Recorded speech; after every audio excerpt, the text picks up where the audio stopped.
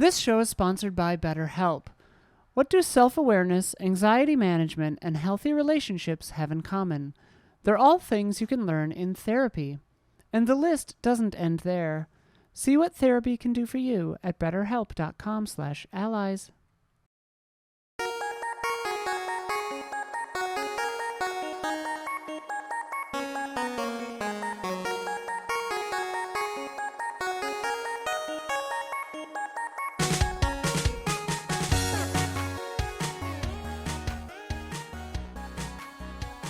Hello, welcome to the Easy Allies podcast. I'm Daniel Bloodworth. We're coming to you from Los Angeles, California. Early this week. Is it? Oh yeah. For us. It's Tuesday. Oh yeah, it's Tuesday. Yeah. I was looking at the Believe it or clock. not. It's 7 o'clock. That's not early. I'm Still light joined outside. by Brad Ellis, Blah, blah, blah, blah. Michael Huber, Yo.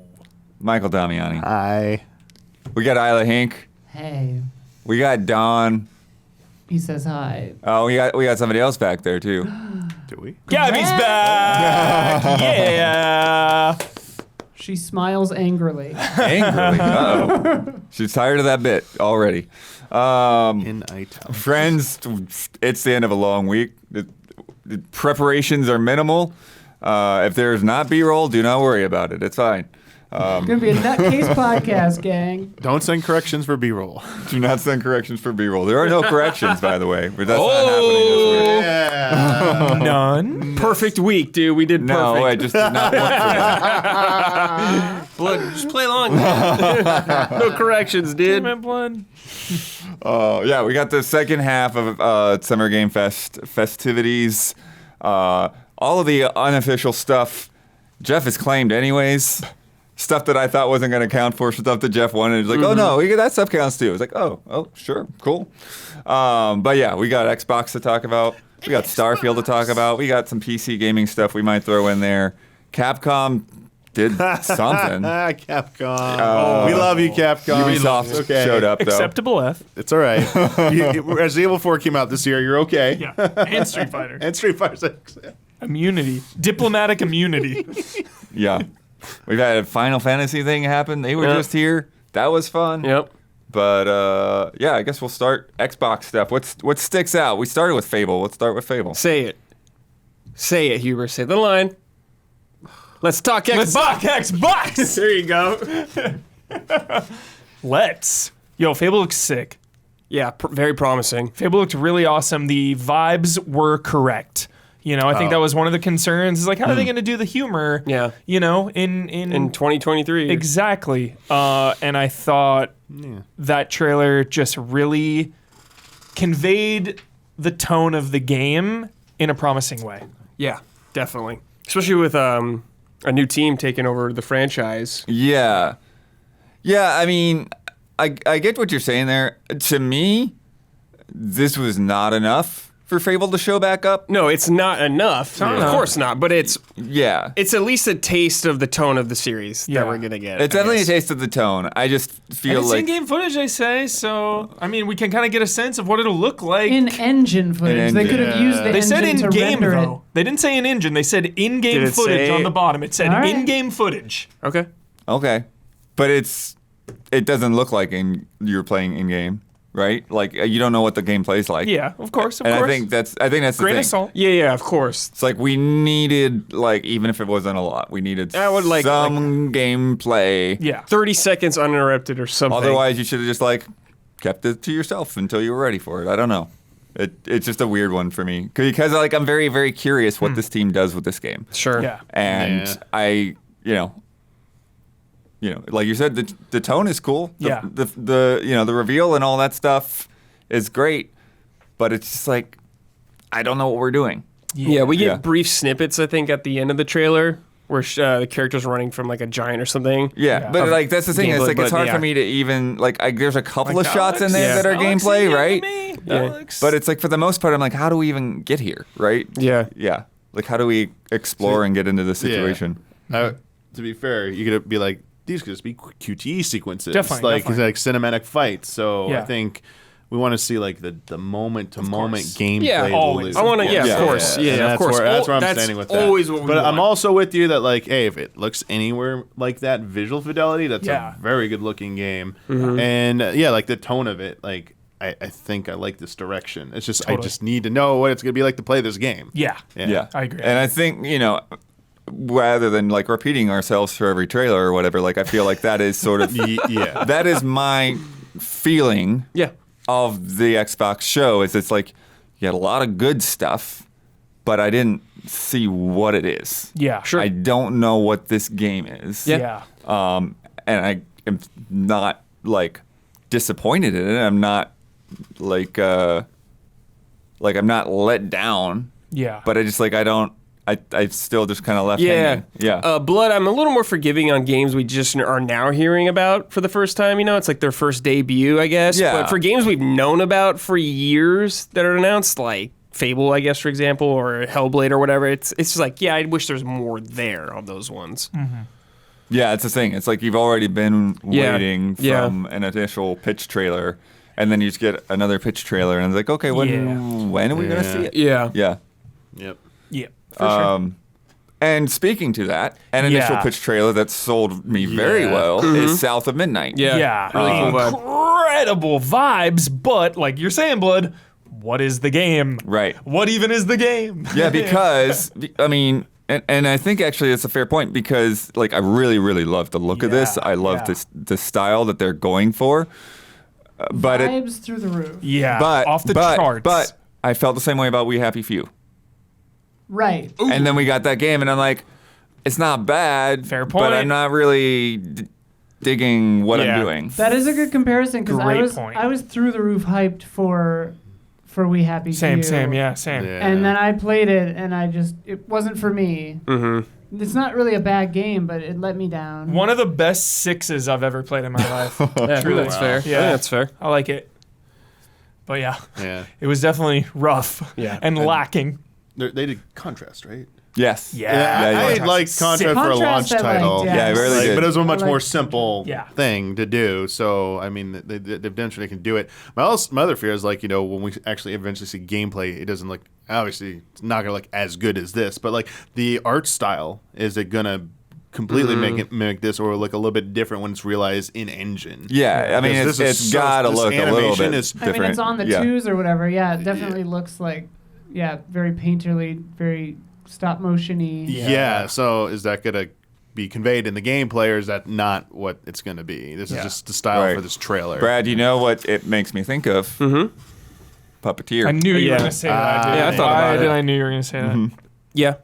I mean, yeah, the vibe is there definitely in the look and the feel of it all. Definitely. I mean, if you remind me of Puppeteer, good job. You're Yeah. doing good work. But definitely just got to wait to see what it's like actually when we're playing the game to sell it. Yeah. 100%. Is it a side Brad- scroller? Is it a third person? Yeah. What is it? Will we ever see the Moonbear King again, Brad? No. Damn it. Sadly. No, you know what? Maybe in like if they do like a new Astrobot game, Yes. maybe there Ooh. could be like a little That'd be Easter egg nice. or I like tease that for hope. that. That's That's hope. about it, though, That's probably. hope right there. dude. Or you know what? I could also do like Astrobot style puppeteer game. Yeah. in Oh VR my too. God. That would be Yeah, great. absolutely. Blood. I'm desperate for that little puppet to come back. Yeah. Okay.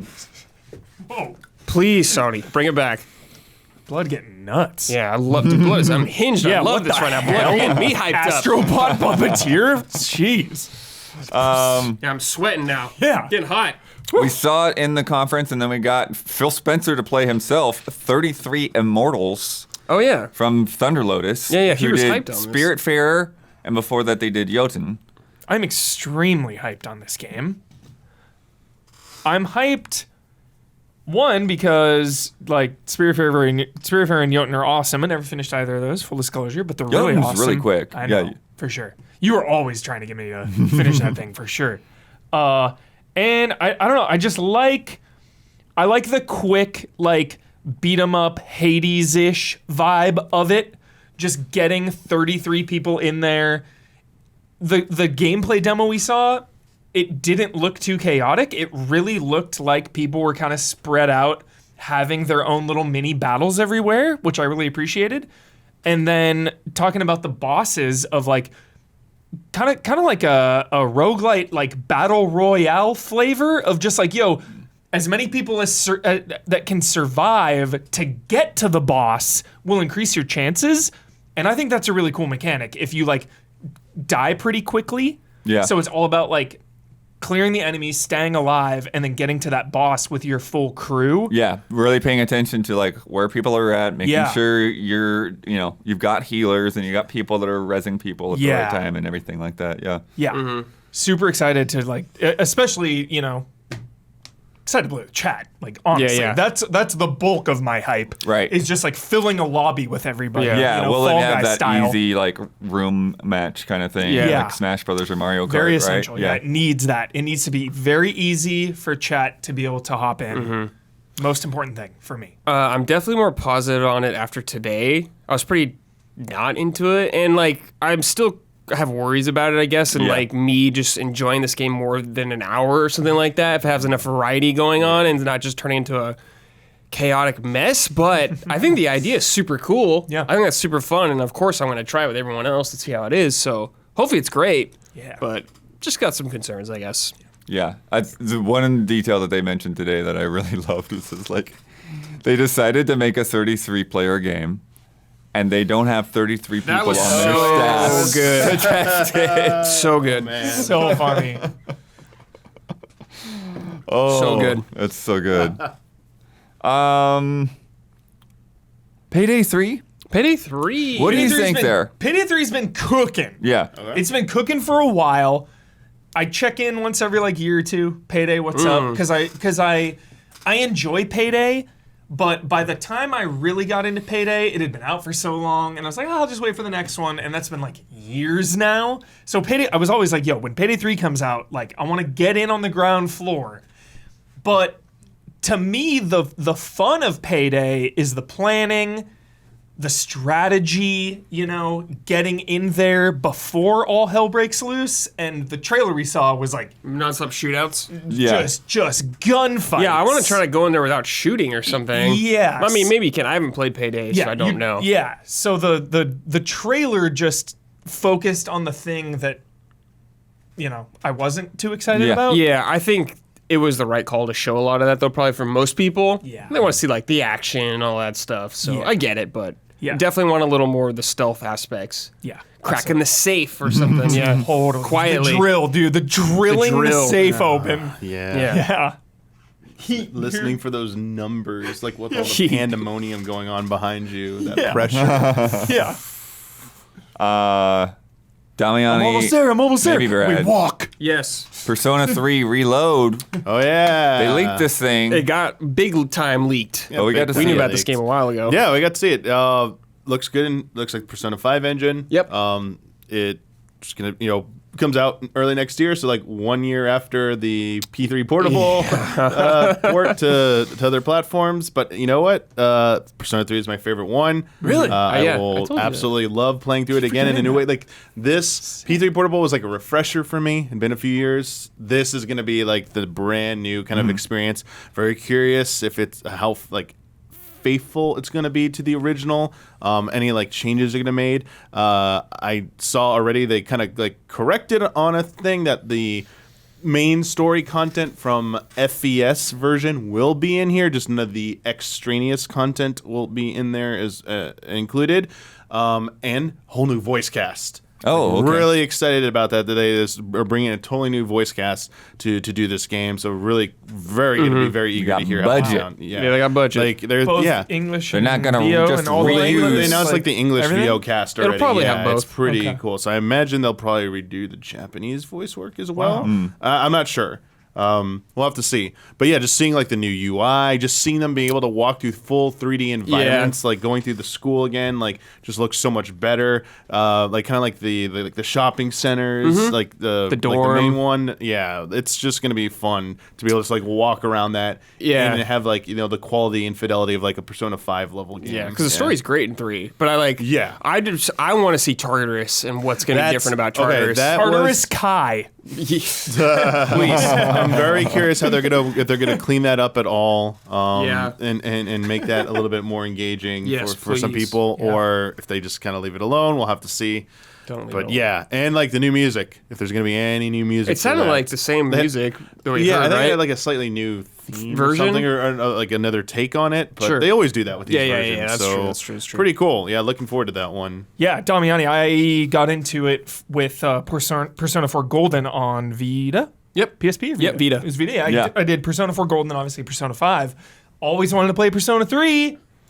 So I am like super hyped on this Good for you. version Yeah, because it looked great for you. Yeah, really Perfect. good. Yeah. I think that's the case for a lot of people. It's like a chain of memory situation, That's right, it Brad. is. Going back, playing yeah, a better yeah, version of sure, that. Yeah. Avowed, which we finally got to see from Obsidian. Pillars of Avowed? Yeah, we did not realize. Casuals over here did not realize that this is a Pillars of Eternity sequel. Yeah, we had no idea. Had 'Cause no I have not idea. played that game, No clue. that series at Yeah. all. Just into whatever Obsidian's doing next. Yep. I'm like, oh, okay, that's cool. Yep. But yeah, you have this whole thing with you're in first person. You've got magic and combat, and you've got this whole kind of dilemma to like using magic. People are freaked out by that. Yeah. Yeah. Scary stuff. And I'm interested to see like kind of how that plays into different aspects of the story and everything. And then there's this plague going on. It's all kinds of crazy stuff there. But any other thoughts? On Avowed, I just really, as someone who got into their games late, I'm a big fan of Obsidian's work and just the new RPG. Like first person, it seems like the scale is going to be smaller along the lines of the Outer Worlds. So I'm in, man. It's like 20, 30, 40 hour RPG from them. Like, heck yeah, I'm totally down. Every Obsidian game I've ever played, they tell incredible stories. And just knowing that and then just seeing the gameplay Yeah. on display in this trailer, just like all the, they like the double pistols or like freezing an enemy and then just like bashing them with an axe. Lizard Like, guys. Yeah. So just knowing that they tell really good stories. Yeah. Now knowing that it's part of Pillars of Eternity, which is like really hype. That's really cool. Right. And then just combining it with the game that we see is And it's also like it's a good size, but it doesn't sound like it's gigantic. Yeah. Like Yeah, all of these which other is games, great. they said it's Yeah. around the size of the Outer Worlds. Which Yeah. I put a lot of time into, but a lot of people were able to just like, do what they wanted to see in that world, and then kind of like get done with it in like under Yeah. 20 hours and Yeah. move on. That's Yeah. totally and great. it's really nice to have that dynamic to where it's like you can spend 20 hours in this game, or you can spend 50 hours they in got this game. Starfield coming, which probably spend a lot of time in. Then they got this coming. So yeah, it's great. Yeah, and especially again, like you're saying, what they're writing for just like all just that stuff to Oh, really so land. good. Yeah. Yeah. Let's see. Yeah, we talked about Hellblade 2 a little bit. This is an interesting. Yeah, we've been trying to wrap our heads around this showing because it's like we said with Fable. It's like this is an important part of the game. I wanna sell this part though because Sell it. everyone is talking shit. Not Yeah. talking shit, but like disappointed. I'm disappointed Right. too. But the sell for this scene, and I'm not the only one. Put your headphones on. When this scene went down, everyone shut the hell up. Yeah. Like everyone was just gripped on what we were seeing, and I think that matters. That has weight. Of course, it's been so many years. We 2019 Game Awards, this game got announced. It's been a little too long of a wait. We would have liked to have seen more gameplay. We haven't really seen like gameplay since that beach sequence a while Right. ago. Of course, we wanted to see more. Yeah, But, and it's like this is like one of the more intimate moments. You need Yeah. to settle into it. This is a very big part of what this experience is going to be like. Yeah. But I also understand on the other hand, it's like, okay, we see big cinematic set piece, and then we see quiet, kind of almost walking simulator kind of moment. What is just like a level? Yeah. What What's does a the level with in-between? some Yeah. regular guys and some puzzles look like? Totally. Well, but also, like, to me, the power of this is Rob, because intimacy and emotional stakes require context, Yeah. Right. whereas this is just girl in cave with whispers and fractals on walls. I disagree. I think the context was her struggle. That's the whole point of the first game, Right, but and it's that's- addressing that if you now. don't know the first game, is what I'm saying. Like, But I if you mean- don't have any context, you don't. This means nothing. And sure, like, but this it is a game sequel, Is a so- sequel, yeah. And definitely been sequels that don't like expect you to have played the first game. Yeah, though. fair, Yeah. fair But point. like, Fair point. Fair I point. did play the first Yeah. game, and I'm like, this isn't showing me anything like new. Like, Yeah. I know she's got these whispers, and I know she's tormented. You know, I Yeah. want to see. I mean, yeah, I want to see what this game is, For but sure. like, also, I think this trailer would have played better for me if they did put. Maybe even if they had a developer tee up, just like Senua has been Right. being tortured, blah blah blah. You're like so right, Isla. like they could have, even if it Yeah. was just that. Like I just wanted any kind of Yeah. context, and I think it would have hit so much better and played for everyone, like you're saying. Yeah, you're right. You're right. Yeah, why does she even A want to be in tee-up. this Right, cave? like, yeah. A we don't- developer tee up We would have don't been know. clutch. We don't know what this cave is. We don't know where she is. We don't know if this is 10 minutes into the game or 7 hours into the game. Like Yeah. we don't. Yeah, I don't know For sure. I agree with that. Um, And it's just been so long, so it's like, again, I love it. I love the scene. I was gripped big time, but that's not what we wanted. You know, after all this and then time, you it's look not at what it- we wanted. Yeah. you look at it again too at this point, you know, and just like remembering, like this looks really freaking Oh yeah, good. it's super good. Yeah. Visually, yeah. And it sounds good. Yeah, yeah. Yeah, and that's the thing. If you had not watched this with headphones on, Oh, then for you sure. basically just missed this whole trailer. Yeah. Yeah. Requisite. Yep. Yeah. Gotta have headphones. Yeah. You do not need and we didn't. Oh. And it makes it worse that we didn't even see gameplay segue. at the Yeah. extended showcase. Yeah. You know, because that was my. Right, yeah. I was kind of giving it the benefit of the doubt, being like, "Oh, it's going to show up at the Yeah. extended showcase. We'll see like a beach style scene," Mm-hmm. and we didn't. Yeah. That. So That was when my, like, again, reiterating, I do think that this game will be good. I have faith in this team. I think that this game will be great. But it was just a little concerning to me Yeah. that this was their trailer, and then the deep dive was also just like, hey, we've got PCAP, and we've got voice actors, and we have them rolling around. It's like, I felt like I traveled back in time 7 years. The And boat like, thing was yeah. pretty cool though. No, was it's sure, but it's all par for the course. Like, yeah, I don't know. It's just you're Yeah. right. You're right. Yeah.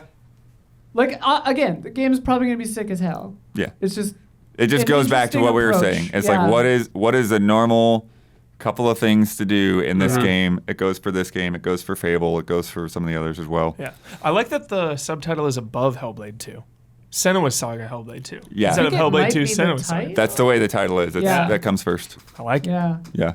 And I mean, like kind of like Blood was saying, this might come down to a direction issue for this showcase. I mean, I don't know, but maybe somebody was saying like, oh, we want XYZ type of trailers. We want to do this and that. I have no idea, but like this is a prevalent issue with this conference, was that it was just kind of like weird CG trailers and not a lot of gameplay, like you were saying. Yeah. Very much true. The promise of 2024. Yeah. Yeah.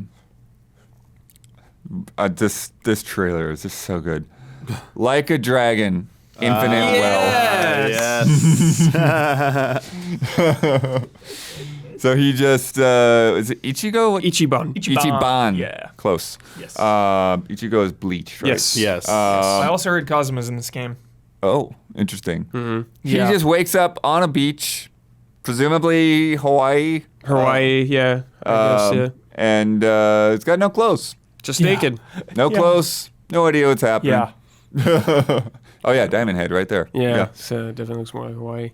After so many Yakuza games, personally, I've been feeling a little fatigued. You know, I've been playing these games for a long time, and not only a long time, but like a lot recently too. With Kiwami, Yeah. 2. Rapid fire on those It's games. been Judgment, like a Dragon. It's Lost Judgment. Ishin. It's just been like nonstop. So I've been kind of feeling that like Marvel MCU fatigue, where it's just like, all right, like this is a lot of these. And the change of setting, I think, is exactly what I needed. Yeah. and I'm extremely excited about this. And it's just a hilarious trailer as well. Yeah. But I am excited to see Ichiban as a literal fish out of water. Like he's just like washed up on a beach. Like, where the hell am I? Like, Yeah, it's good. Yeah. I agree, Hero. I'm glad it's Yeah. a new setting. Like, Yeah. obviously we love like Kamurocho and all that course. stuff, but it's like fish out of water for them is Yeah. really exciting. yes. Like, I know in 3 there was like Okinawa, I Yeah, think, yeah. which is like there was beach stuff, but like Yeah. here, And like 6 too. Like Hawaii. Yeah. really I cool. like that Yeah. the lady in the trailer gives him the benefit of the doubt. She's like, dude, you're naked. Yeah, Maybe he doesn't know. Oh, this is funny. This is a little bit of a side. Press release. I just got a press release. Persona 3 Reload and Persona 5 Tactica coming to additional platforms. yes, Oh. They wanted to clarify that it's like also on Yeah. yeah. PC, MPS5, and PS4. That's not surprising. They probably had an But embargo yeah. for a little bit. They didn't say anything about Switch, did they? Tactica is on Switch. Oh, they didn't say Reload's on Switch? Reload is not on Switch. I assume Infinite Wealth is going to be turn-based. Yeah, I think so. Yep. For these ones, it seems Yep. like yeah. They said that, right? Yeah. Like that, Yeah. that Yeah, feature they're is basically they're turn-based. splitting them. Yeah. Yeah. Cool. I'll see. If But I got wonder it how, on like, vanilla. I wonder if we're going to have an entirely new party, because if Ichiban gets, like, washed up into a strange place, I think some familiar people will show up they'll, like, eventually. fly in or something later. Yeah. Or they're with him and they got separated or something. Yeah. Yeah. Yeah, it's like the Hangover. They gotta figure out what happened and stuff. Yeah, exactly.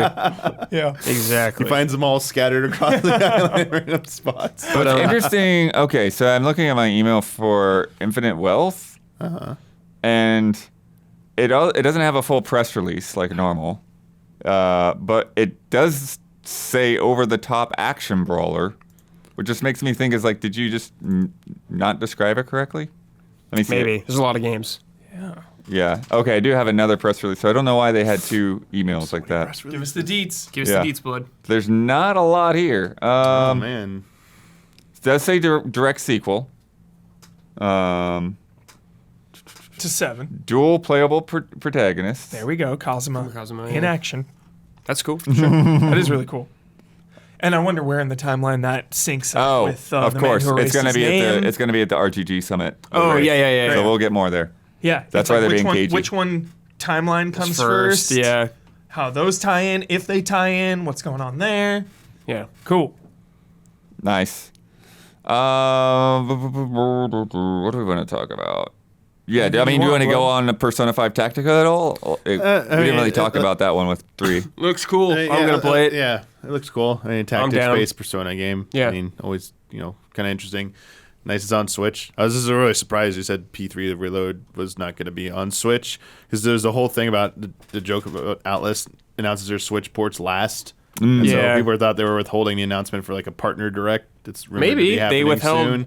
some of But the if other it's platforms. confirmed Tactica's on Switch, then I don't think they're. Oh, Right. maybe. Then Then. it seems kind of. That's true. Yeah.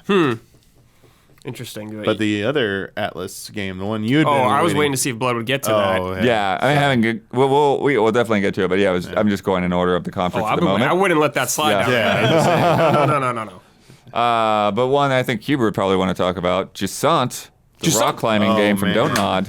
Yes. Yeah, dude. Yeah. Don't Nod meets freaking Team Eco. Like, yeah, dude. Super excited for this.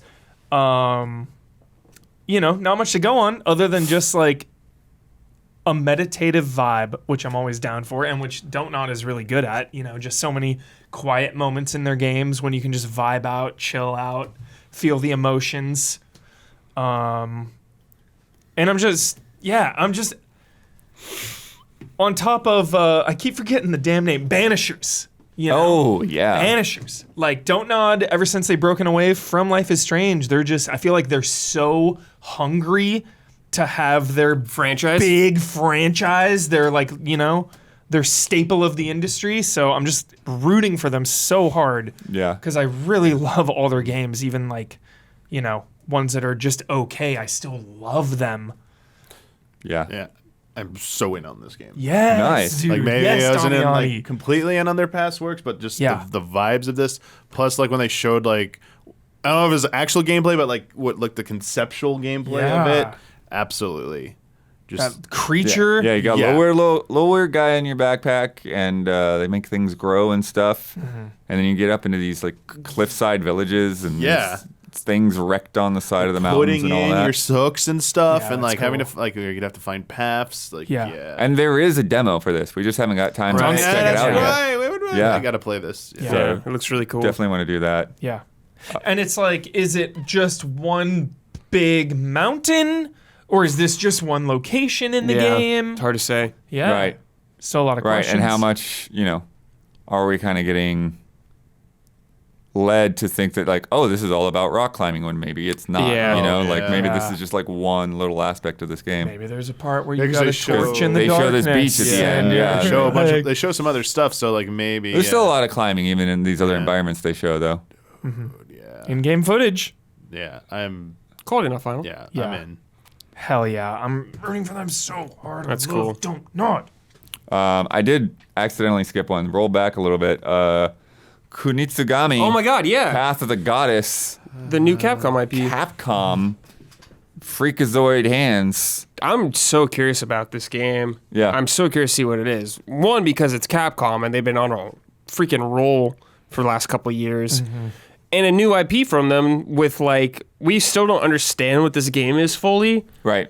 Like how it's exactly going to play. It looks like you can kind of banish things to get allies for certain things like that, but there's some character action to it. But there's so many questions I have, but I was immediately drawn to it visually. And just like the setting's awesome. We thought it was going to be Onimusha for a second, but it's Sorry, like, that was me. I didn't I want to said the word. believe. I said the yeah. word. it's okay. I'm not upset. Heroes, Well, I mean, but it's okay. and then there's like the speculation of like, well, was it at some point? And do they feel like, Yeah, Oh, when, yeah. when none of you bought Onimusha remastered, they were like, okay, let's just make it its own thing. It's all your fault. or listeners. poten- Yeah, potentially, thanks. on a more creative, line of speculation that, they started making something that was, sort of an Onimusha sequel, and they had other ideas that were like, the Onimusha fans aren't going to go for this, or they're not going to feel it, so let's keep going with the ideas and follow that rather than just like making a sequel. Maybe it's the Inafune stink on it. They don't want any part of that. I mean, Mega Man's still getting not that much. Yeah. But there's definitely a lot like that they show that's not just like fighting things, but also like interacting with the environment. Yeah. And like with the hands going across the village and Oh, the it's weird so cool. zipper floor thing that it does. Like, yeah, I'm really curious Mm-hmm. as to sort of what the direction of this is, because it does almost feel like, kind of like a Zelda light sort of vibe going on sure. with like opening up these doors and all of that. Sure, yeah. And the door is just like slicing open a Yeah. demon's rib cage. Skin first. Yeah. Yeah, Capcom's coming at us with a new IP. Yeah. I'm Eyes listening. up. Yeah. Eyes up, y'all. Eyes up, Guardians. Yeah. And when they do Prime, have by the way, enemies, there's a lot of Exo enemies. Eyes yeah. up, dude. Exo Prime. Eyes up. Give it a shot. Robot Ryu. Yeah.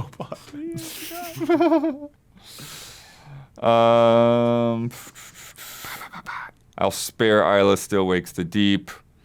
Yeah. Yeah, let's talk about Metaphor Refantasio. Yeah, dude. I've been waiting for this game for so long. They announced this game a long time ago with like a couple pieces of concept art. Never even heard of this one. This is like for some of the Persona team. Like Yeah. the director of Persona and like a lot of Persona team, the music dude. So it's Yeah, like Shoji Hell of a Hero. pedigree. yeah, it's like their new IP. So I'm like, yeah, let's go, dude. I've been waiting for this game forever, especially on like the high that Persona has nowadays. Yeah. It's like, dude, if they can hit another huge game, it's like RPG fans win again. Win again, baby. So like, I mean, we still don't know like a lot about this world, but it looks very stylish. Like the Persona, they show some of the menus. It's like a more fantasy kind of setting. Yeah. There's like some looks like some modern stuff, but it's all like way more fancy. Like see like elf characters with you and Yeah. fairies. It seems like less like of a demonic influence. Yeah, like yeah. they're- Less demons, yeah. perhaps. But like it's hard to say for sure. But it definitely has a different vibe and setting than Persona. So I'm very into that. But if it's quality turn-based combat with bonds, that's what the new thing is called, Hubert. Yeah. Literally called bonds. Yes. Yeah, it says like specifically here, embark on a journey overcoming obstacles and forging bonds with friends. Yeah, there might be some demons. Full still. scale fantasy Yeah. RPG. And then Nothing they better. just list the staff. They don't really go into much of the system, so you have Right, to kind yeah. of like just kind of Still pick it up as it goes. Still ways to go, probably, but it's exciting for me, Bloodworth, and to get like a pretty decent look at it. Can't complain too much. Getting Yeah. to see some gameplay in it, some Yeah. cool cutscenes. Hell yes. You have to see story those stuff, menus story in dance. there. Yeah. This was my favorite game at their show, and maybe all week besides Rebirth. But hell yeah, Metaphor. Yeah. Yeah, Keep Was it there a up. 2024? There it is. Yeah. Okay. Well, it's Atlas, so. there's a tooth on that eye. Yeah. It's a tooth with eyes on top of that eye in the trailer. I Shout don't know out. what's going on there. Alice, shout out. One that we weren't quite sure what to make of at the conference, and we got to know more today. Towerborn from the Banner Oh, yeah. Saga devs. Yes, dude. Yeah. This it's like a co-op adventure. There's a gigantic tower in the center. Yeah. And then it looks like you kind of have like a hex-based map around it that you kind of clear out. Yeah. But then like you do like co-op combat, almost beat 'em up-ish. Gives me strong Dragon's Crown vibes. Yeah, definitely. For Absolutely. sure. Banner Saga is incredible. So hopes are very, very high here, Bloodworth. Extremely high. And you know me, I'm always looking for some more beat 'em ups, Yeah. let alone co-op beat 'em ups. So, I mean, most beat 'em ups are co-op. But yeah. Really intrigued by this Bloodworth. This is definitely one of my favorite things we saw. Just need to see more, see how it plays, see how it goes. Absolutely. See, Yeah. like the combat seems Because yeah, good, we but are it's going. like how deep is it? Is it just like you're mashing it out? yeah, because It looks really we're, simple. we're going in from a strategy, full-on turn-based strategy game. Yeah, the combat Into an advantage action saga is combat game, so yeah. sick. So And they have upside down noodle bowls as pets. Yeah, that's fun. Sure, why not? Yeah. Yeah, it looks like a good time. Just a Yeah. damn good time. And I also want to know how co-op works. Yeah. I really want to know how that works. What's the structure? in progression and all You that know, kind is of this stuff. a game you're going to want to go through the entirety with your same group? Is this going to be like jump in, jump out? yeah. What is that? What's it going to be like? What does that look like? Progress carryover? Yeah, yeah. There's a lot of co-op questions because the main draw for me for this is the co-op nature. Yeah. So I need to see that. Yeah, and they did mention stuff like seasonal expansions and stuff like that. So it's like they want you new to stories and stuff. They Lifestyle. said. ever-changing worlds. Like they really want you to be coming back into this. Yeah, Battle on a Pass, regular get basis. I don't know. I don't think they'll do Battle Pass kind of thing, but yeah, I can't wait to see that. Yeah. Drop it. And we're going to support it post-launch with our first season. I also love the way that they've handled the art because that was one of the like mind-blowing things about the Banner Saga, were these beautiful painted backgrounds, and they've found a way to really blend that in with 3D characters and the cell shading style that feels like it fits the world pretty well. So it looks nice. What's your hype check, Blood? I mean, I think I'm like you. I think I need to see how it plays. I need Yeah. to see, how much of a factor the story is in because the story in the Banner Saga is just incredible, and heartbreaking. And I don't know if this game is going for that at all. Yeah. Yeah. I don't really see that in that trailer. Yeah. So yeah. Looked much more jolly. Yeah, for sure. Clockwork Revolution. Bioshock Revolution. Bioshock Infinite in Revolution, particular, yeah. From In Exile. First thing that In Exile has announced since Microsoft acquired them. But yeah, you've got this whole sort of steampunk thing going on. You've also got this like time mechanics. It kind of reminds me of Dying Light 2 in some ways, where it seems like affecting the the areas. repercussions of things that you do in the past kind of change what the present actually looks like or whatever. I like how much Isla loves this thing. The walking- with, like, Oh, the yeah, walking- machine. The walking thing is so funny. The guy on the treadmill. Yeah, that is great. So he doesn't he's- touch the ground. The unwashed must not touch the golden. You Yeah. know? He's too good for the earth. A red carpet wherever you go. Yeah. Some V for Vendetta vibes up in here. Yeah. Yeah. Six is such a Revolution. cool It's in the world, yeah. name. Yeah. A lot of brass. Yeah. Yeah. A lot of brass City and of a lot of brass. cylinders on these guns. Love Brian. Yeah, but I think it's promising, the idea of it. Just got to see what it's like playing it, going through what the structure is going to be like of this game. Yeah, seeing how the time thing actually, how deeply it really impacts. Yeah. If it's just like key moments that does it. Yeah. Yeah. Well, we see one shot too where like a bunch of enemies just seem to be like floating in the air in like some kind of stasis. We see some destructible environments that you then rewind. So like I wonder if like how how destructible is it? Is it like Battlefield level destruction or what? Or very like Or will it be very clear like I can take out this place to like create a barricade or whatever? I'm super hyped on it. Let me know what y'all think, because this is semi-unfair just from this little bit of trailer, but my gut, I can only go with my gut here. My gut is worried about the jank of this game. I don't know why. I don't know why. It's because you're thinking of BioShock? I don't know. My spider sense Infinite? goes off with this one just being a little rough around the edges. I don't know where it's coming from. It's just how my body feels. I think I can understand that. So Any game where like you could rewind a mechanic or something like that. Like, so you saw the shot where they destroy like an archway and then you reverse it. It's like, is that really gonna work that smoothly? Yeah. Well, and also like they imply that you can change the past and completely, redo the whole, but they only show one version of that. So it's like you want to check your expectations. I'm sure that happens like narratively once or something. Do you think it probably will be like a light world, dark world type thing? Right. Yeah, I mean, yeah. it could be, but like Isla's saying, it could also be, similar to, to BioShock Infinite, where it's like, there's all these other realities, but you're like, you're in some of them for like 5 seconds or a minute or two or something like could that. Be that too. Also, I mean, its adjacency to BioShock Infinite, like maybe is why our spider sense is tingling. Those trailers sure had a lot of promises in them. yeah, it's like self-defense mechanism or something. Yeah. Because like, dude, new IP and just like the whole premise. Yeah. Thumbs up for sure. But just In cautiously Exile optimistic 2 on is this more, they're more known for RPGs, so something that's a little bit more actiony, a little bit more first person-y, like you gotta see how it all works out. Yeah. And then we'll move on to our big boy. Starfield got a full hour. Great look at it. Lots and lots of it. Like I don't know about every aspect, but it feels like every aspect. If you have never been intimidated by a game before, now is the time. now is the time to get intimidated. It's okay.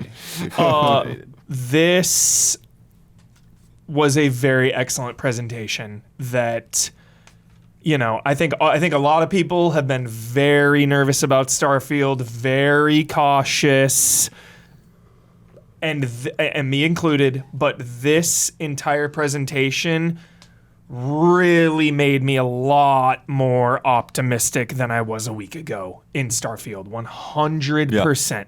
Of course, there are still a ton of questions for the finished product, how it will all play out over the course of the game. And obviously will it work well? And, people are talking about 30 frames per second and all these other, all this other noise. But walking away from this presentation, my hope in Starfield raised big time.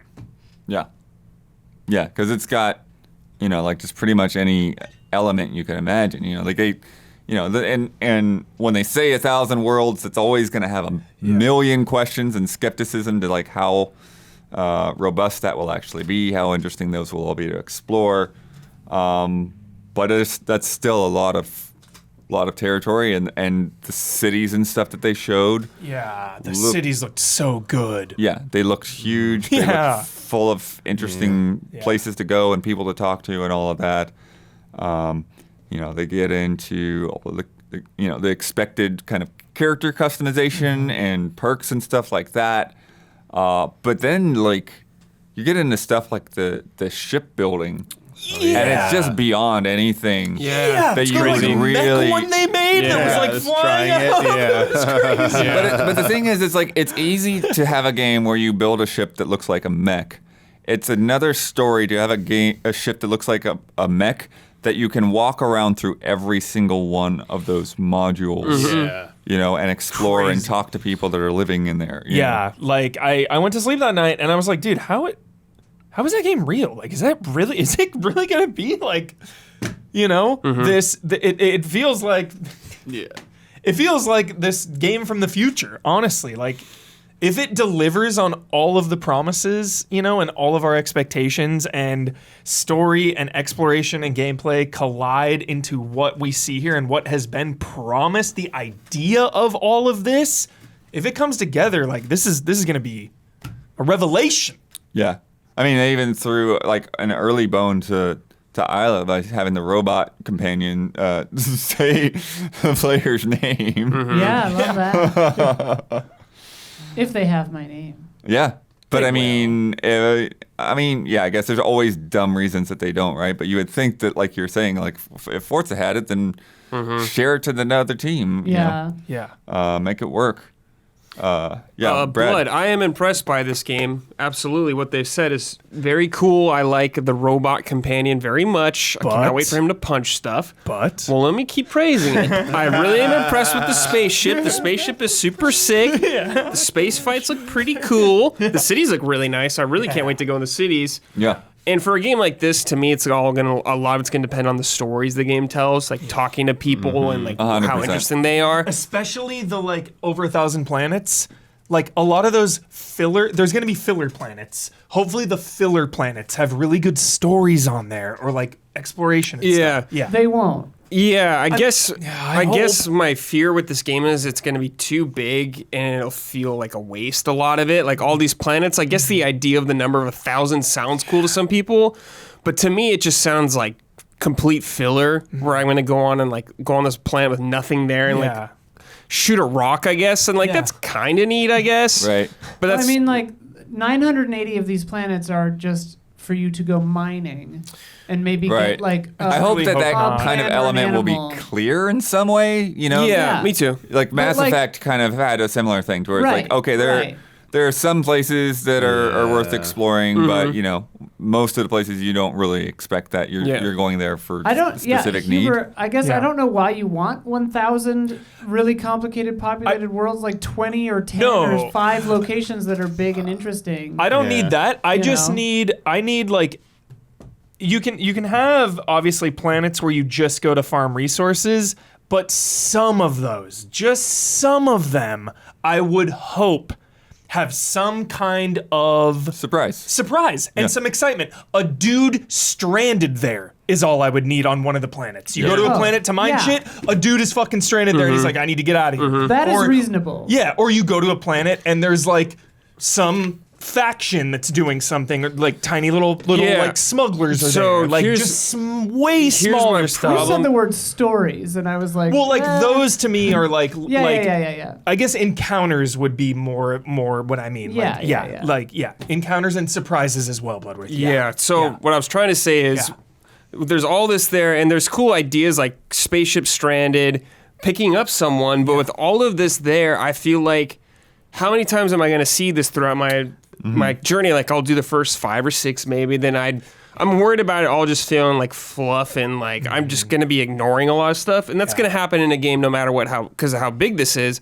I hope I just don't go into a spaceship and it's like the same layout I've been in 500 times, like the caves in Skyrim or something like that. Yeah. I'm afraid of that, and I'm also afraid from a technical standpoint Definitely. how this game's going to be. I mean, I'm sure it'll be one of their, hopefully their better releases, but they do not have a good track record. Well, when Yes, I know Matt Booty said it would be the most like one of the least bugs. Of course he's gonna say yeah, that. well, but no, I mean he says it They always already say that. is. Yeah. Like it already is, and they already have like QA from across Microsoft Yes. Game Studios. But I've heard stuff from them before. Yeah. It just works. Yeah. And it always doesn't always work, Bloodworth. So I'm going to be very cautious, of course, but like, of course I'm very curious to check this game out and see what's going on. Like the shooting looks much better, so I'm pleased with Yeah, that the too. combat looked cool. So yeah, the combat looks very good. very good. Yeah. And still has, the Bethesda options of all of these the different ways. traits, the skills, Yeah. skills, You know, like, and the roles of your character, the backstory of your Yeah. character, I Yeah, thought yeah. was presented really well. Yeah. I love that stuff. Yeah. Yeah. Which I feel like, yeah, I think I think what they showed with the backstories is a step up. Yeah. From past Bethesda games. You know, like I've gotten a good taste of that with what Obsidian's done. Mm-hmm. But I feel like sometimes I didn't always connect to, like, you know, my character in Skyrim or whatever. It's like, Yeah. he's just whoever to me, you know? Sure. Like, I don't know who he was before this, you know, cart happened or whatever. I'm also concerned about, you know, this is definitely a looting, mineral gathering game. And my least favorite part about Skyrim, my biggest criticism, is that you don't need anything in that game. Like, me personally, I don't need, you know. Because it level scales. The level scaling shit, like, I get my stuff, and, like, everything I find in Skyrim, it's like, okay, cool. Like, I don't really need that. I don't feel the impact of, like, getting things. Like, obviously, you level up, you get I more think there's like abilities. definitely better gear. There are moments, you know, you get a good piece of gear, and, But- like, you feel a little I stronger. mean, I but, get like, that. But with this, when it's like all about going to a planet and harvesting those resources, that stuff better matter. Right. That stuff better be impactful.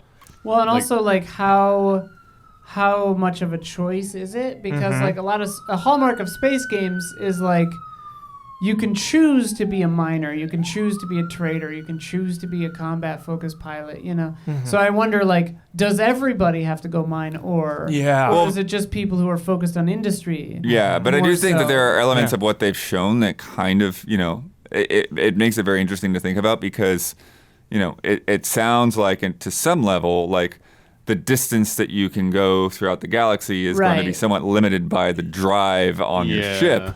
And you So could I wonder if you like, could upgrade that by buying a new drive. Right, that's what I was gonna Or say. you could upgrade that by mining resources, or you could upgrade that by going and stealing some dude's ship with a that's better super drive. cool. Yeah. That is super You know? cool. Yeah. Yeah. That's a rad. And like if that's exactly what I was gonna say. If the difference is you can go and work and build it yourself, or you can just do a bunch of assassin jobs and buy it, Yeah. or steal it. That is cool. That's That is kind of cool. fun. Or even it's like, you know, you find some military faction with a really cool freaking ship and like you butter them up and you talk your way into them, you know, giving you a ship. Yeah. Yeah. And the This- over. Oh, Go ahead.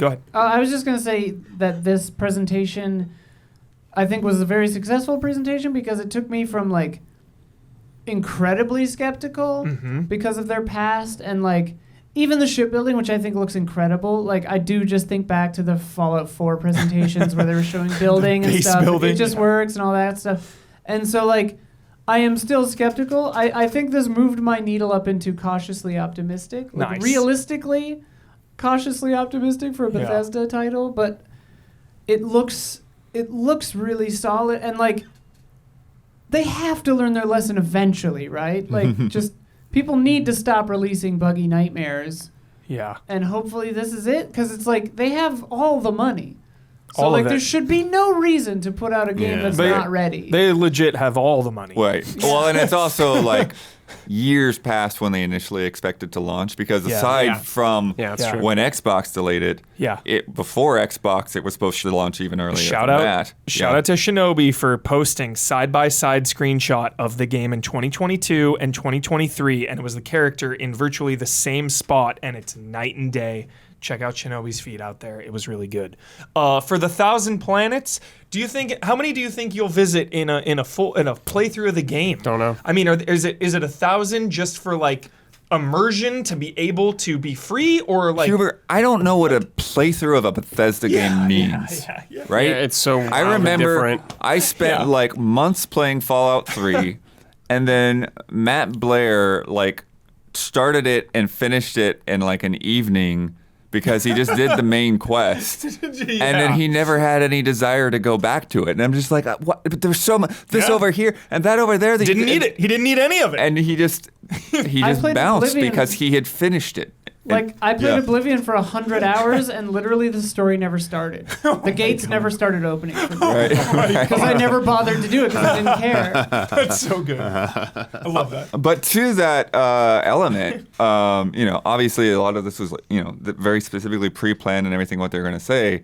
But I really liked that they brought people from across the team Yes, it was just in so well different done. parts to sit there and tell their stories and talk about the dumb, weird things that they do. And it's like, I go around stealing sandwiches every time I raid a ship. Blood, you are so effing right, dude, because they have all the money, obviously there's going to be console wars out there, people rooting against it, but to see the human element and the devs being super passionate about it, it came off as real, Yeah. The presentation was great. Yeah. It felt very authentic. Yeah, Yes. it was good. Yep, Yes. absolutely. It is weird how the sandwich thief joke did give me a lot more hope in this game. Yeah. Because that is It's what I wholesome. would always do in Morrowind and stuff. Is just I picked a thing and I would steal it from everyone. Like books usually, and that's the kind of weird shit I want to do in this. Totally. Like pickpocketing and everything. I don't know. Yeah. It could be cool. I don't know.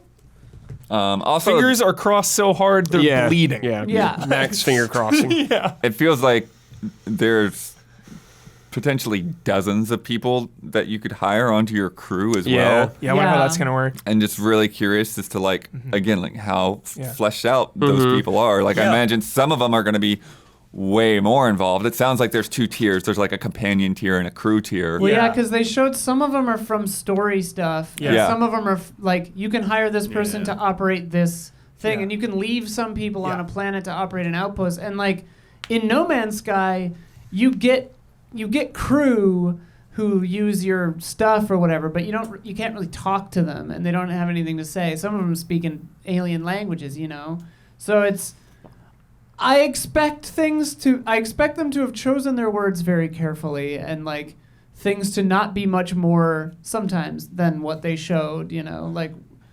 be wary of assumptions and hope, I would say.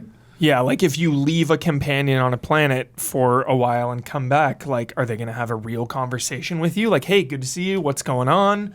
What is that like? Or is it just going to be silent? Or are they going to say hello? That's it. Right. That extra step, those expectations are what I'm looking for, fair or not, out of Starfield, is those little extra details. It's all in the little things for me with this Yeah. game. Some little things that I really like. Gravity being Yeah, that's different cool. on different planets. That is cool. Yeah. The jetpack. Yeah. Yeah, and a jetpack being an option that you can do. Getting that first. And also just Yeah, that guy was hyped on it. He's I need the jetpack instantly. Yeah. these super weirdo animals. Yeah. Just every time you see an animal in looked this cool. trailer, it's what the heck is that? Yeah.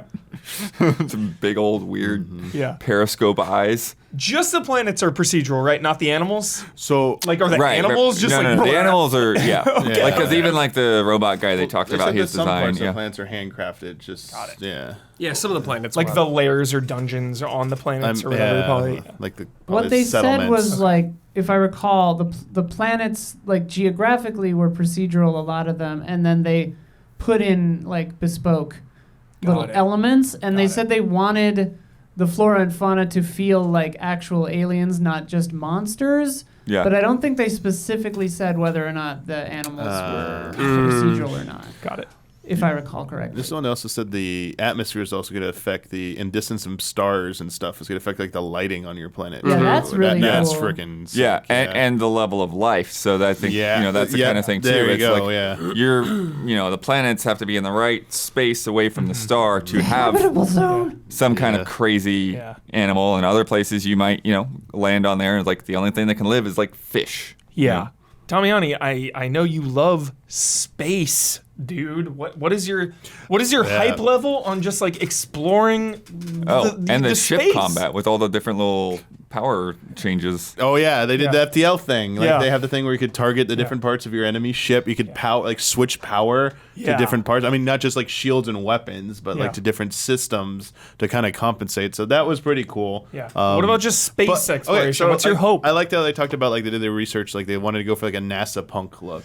Yeah. And that they so they had kind of vision for the design of the space tech and the ships in particular. So it's like it should look like something that seems familiar, but also like a little retro at the same time. Yeah, more of an analog feel to it. Yeah, and like I like that a lot because like that's also slightly different. Like that's what they did with like the Matrix. The Matrix are like the Nebuchadnezzar. Like it should feel like something could have been made in today's believable. Yeah. Even though it looks weird and stuff still, but that's like cool. It's like something that can be made with stuff that's like we see today, but still blows your mind. I'm a little worried about how the ships will like if they're gonna get too like samey feeling that's like as you evolve them because like they are made of those components like and they did talk about different manufacturers with different vibes and stuff like that, so I'm curious. Like they showed off a handful and there was variety there, but I'm wondering if that is really the limit. It's just like you have there's like probably like 4 companies or 5 companies. Yeah. Maybe or it could be like Animal Crossing and Wayland there's like Yutani. a million different things that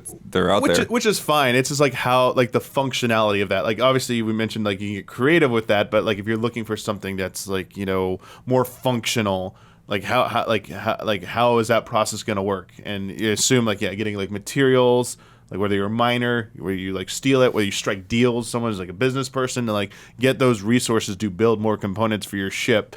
And how is that going to be? Like, am I going to be a little bit like a botany area where it's like I have vegetation in there? So like when I'm out in space, like if I can't find a planet with life, like I don't have to worry about like food or anything like that. Or can you have like a science room? If you wanted to like go that angle? Like I just don't know. I how think so. Yeah. I mean, because at least with the Outpost, they specifically called out having like research stations and that kind of thing. They said that about the Outpost. It's just like whether or not like what if I don't want to do Outpost? What if I just want to be like on a ship in space most of the time? Is that gonna be viable? So and that goes back to the ship designs and like how comprehensive. And I get it. Like there's only so much you can do unique without it like kind of breaking the vision they're doing. Like I'm not expecting like freaking like Cowboy Bebop with wild ass like designs and shit. Like, I get it. They like, said Space Cowboy in the thing. They did say No, they Space have a Cowboy. whole Cowboy they have Bebop. a whole Western area. Yeah, they know about it. Yeah, but like, it's like it's gonna have its unique designs and go from there.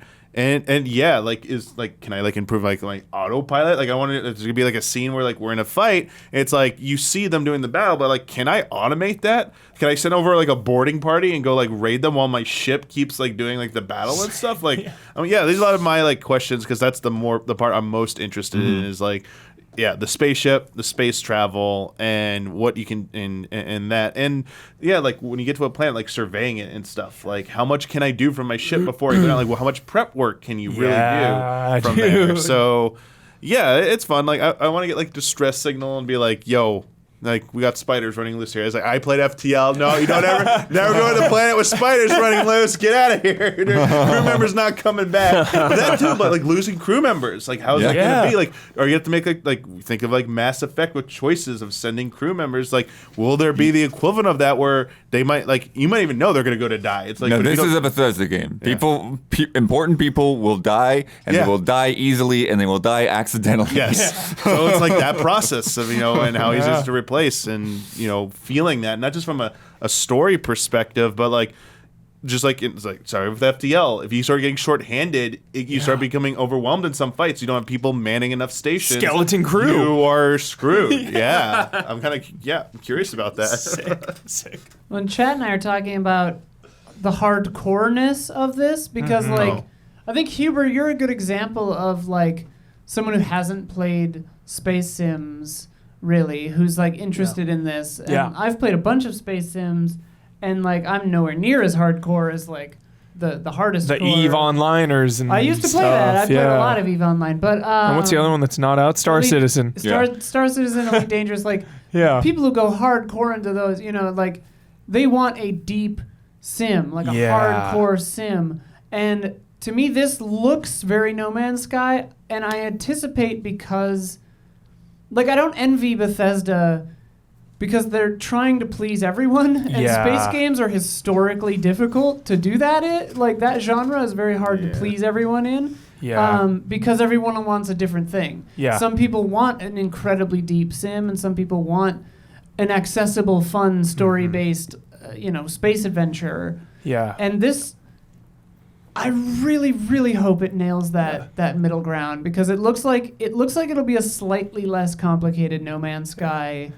with more of a story. In a perfect world, they would have like a survival difficulty or something that's like super hardcore. They probably will. That's kind of what I was thinking is like, kind of to what Damiani was saying is like, maybe when you're buying modules, you can buy automated ones or not, or you can buy ones that come with a crew or not. And like, I mean, who knows if you have to feed and pay your crew, but like, if you have a pilot, you don't have to fly your ship. Yeah. But if you want a pilot, then you don't hire a pilot. Like I wonder, like they could pretty easily not easily, but like that could be in there, Yeah. And it could be a cool narrative-driven way to like make the game harder or less hardcore. Yeah. Did you say anything about being able to have multiple ships? I forget. Oh yeah. We saw like a out whole of 9. fleet, So they said. yeah, Or like 9 I've at least. seen a lot You this could week. So something said about you could cap ships and add it to your fleet. Yeah. Yes, it's like that was this. directing them and stuff. Right. Like that I'm excited about that. It's like whether you want to like go out roll out with the entire fleet. That's like, how I'm going to make my fortune. I'm going someone's, to like, steal taunting people's you. ships and sell them. There Yeah. you go. There Well, you and go. like No Man's Sky added that too, where you can direct fleets and stuff. I want a scene where you get like confronted by like 2 different ships, like just like in Force Awakens, where they're both angry at you. Oh, that's funny. It's like, what are you gonna do? Like you're surrounded. Rock in a hard place. That and I want a Kobayashi Maru situation. There should be a way to be able to get into that. Just like you're going down. How are you going? Like you got to choose the way you're going down, though. I do wonder what the lore is for dying. Like if you're a clone or if you pay for because in Eve you pay for clone insurance, I think. I wonder if it'll just Stuff be like back to a checkpoint or save Yeah, room I or mean something. maybe they just won't in-world explain. Yeah, it'll it. probably just be you die. That's Yeah. it. You respawn. Because like a big part of like the more hardcore space sims is like your ship blew up. Like buy a new one. Right. Thing I'm hoping for the most far-fetched thing is being able to find a black hole or a wormhole and go through it and go somewhere crazy. Dude. Like really hard to find. One of the 1,000 planets needs to be through a wormhole, and Something you like just that. find some alien civilization, right? Or just like to see their interpretation of like what happens when I go through a black hole. All right, your turn, Bethesda. Let's see. It'd be really funny. It's like if they let you do it, and then you just get crushed into a point. Yeah, just like Game over. Yeah, just don't even Deletes your bother. save. Or you see Murph through the time bookcase.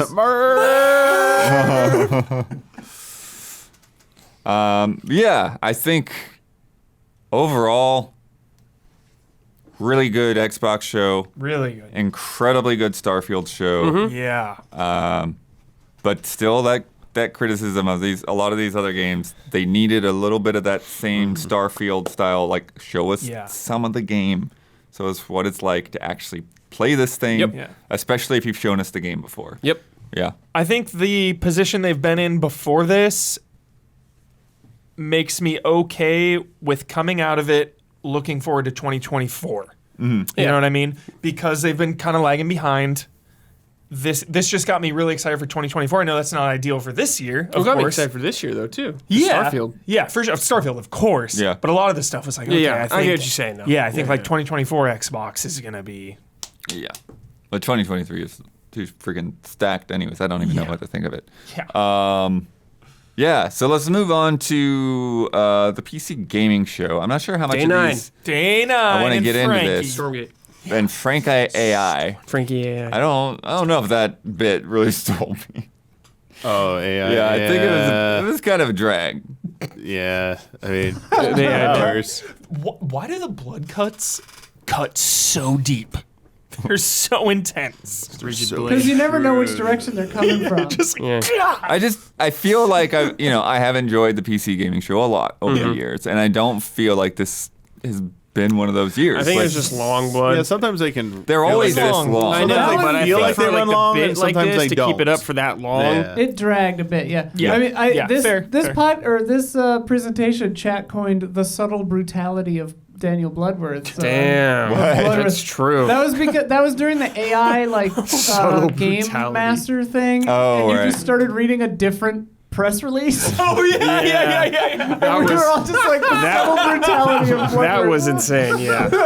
Wow. Don't care so hard. You literally start reading a different press release during a show. That's great. But Incredible. also, they're dragging AI the whole show, and then they have a Well, gigantic that's what's block so funny. Yeah. for an AI, and and admittedly, probably one of the better uses of AI to yeah. have a virtual dungeon master. Yeah, like that's one of the like less offensive uses of AI, I guess. But yeah, it is funny to have your whole premise be AI is bad and stealing everyone's jobs. Here's a game about it, using it. Sorry, what was the game you said? Stormgate, Oh, yeah, remind me of this one. I dude. just, like- RTS, StarCraft 2 meets StarCraft meets Yes, Warcraft. This is the From the ex-Blizzard people. Frost Giant. French Yeah, side. yeah. Thank you. Yes. Yeah. Looked authentic. Looks Authentic. so good. Yeah. Looks Very so good. Yeah. Definitely looking forward to playing that with you, dude. Yeah. Co-op mode and stuff, man. Oh my god. Duos, trios, Because they let's said like go. 3v like CPU, I think. Then Yes. they said like 2v2s and all that good Yeah. stuff. Love There's campaign, I think maybe too. Yeah, They're talking there's about. Gotta be, yeah. So it looks so promising, dude. It looks like, so promising. You can feel the passion, man. Yeah, because I know, RTSs have been around since... Yeah, of course. So long ago, Still going. Definitely one of the things I grew up with on PC gaming, Age of Empires, Warcraft, StarCraft, Command and Conquer, but like, for me, after StarCraft 2, RTSs kind of dipped a bit. I know there's still a bunch out there. They lean towards a little more like hardcore vibes, and obviously StarCraft 2 is really hardcore, but I think the what I love about it is that it can be really hardcore, but also really accessible and really casual. And I think Stormgate is going for that vibe of like, hey, this is an RTS where anyone can hop in, even if you've never played an RTS, come in, have fun, but also it looks like there's a ton of room there for it to be freaking Master League StarCraft levels of insanity.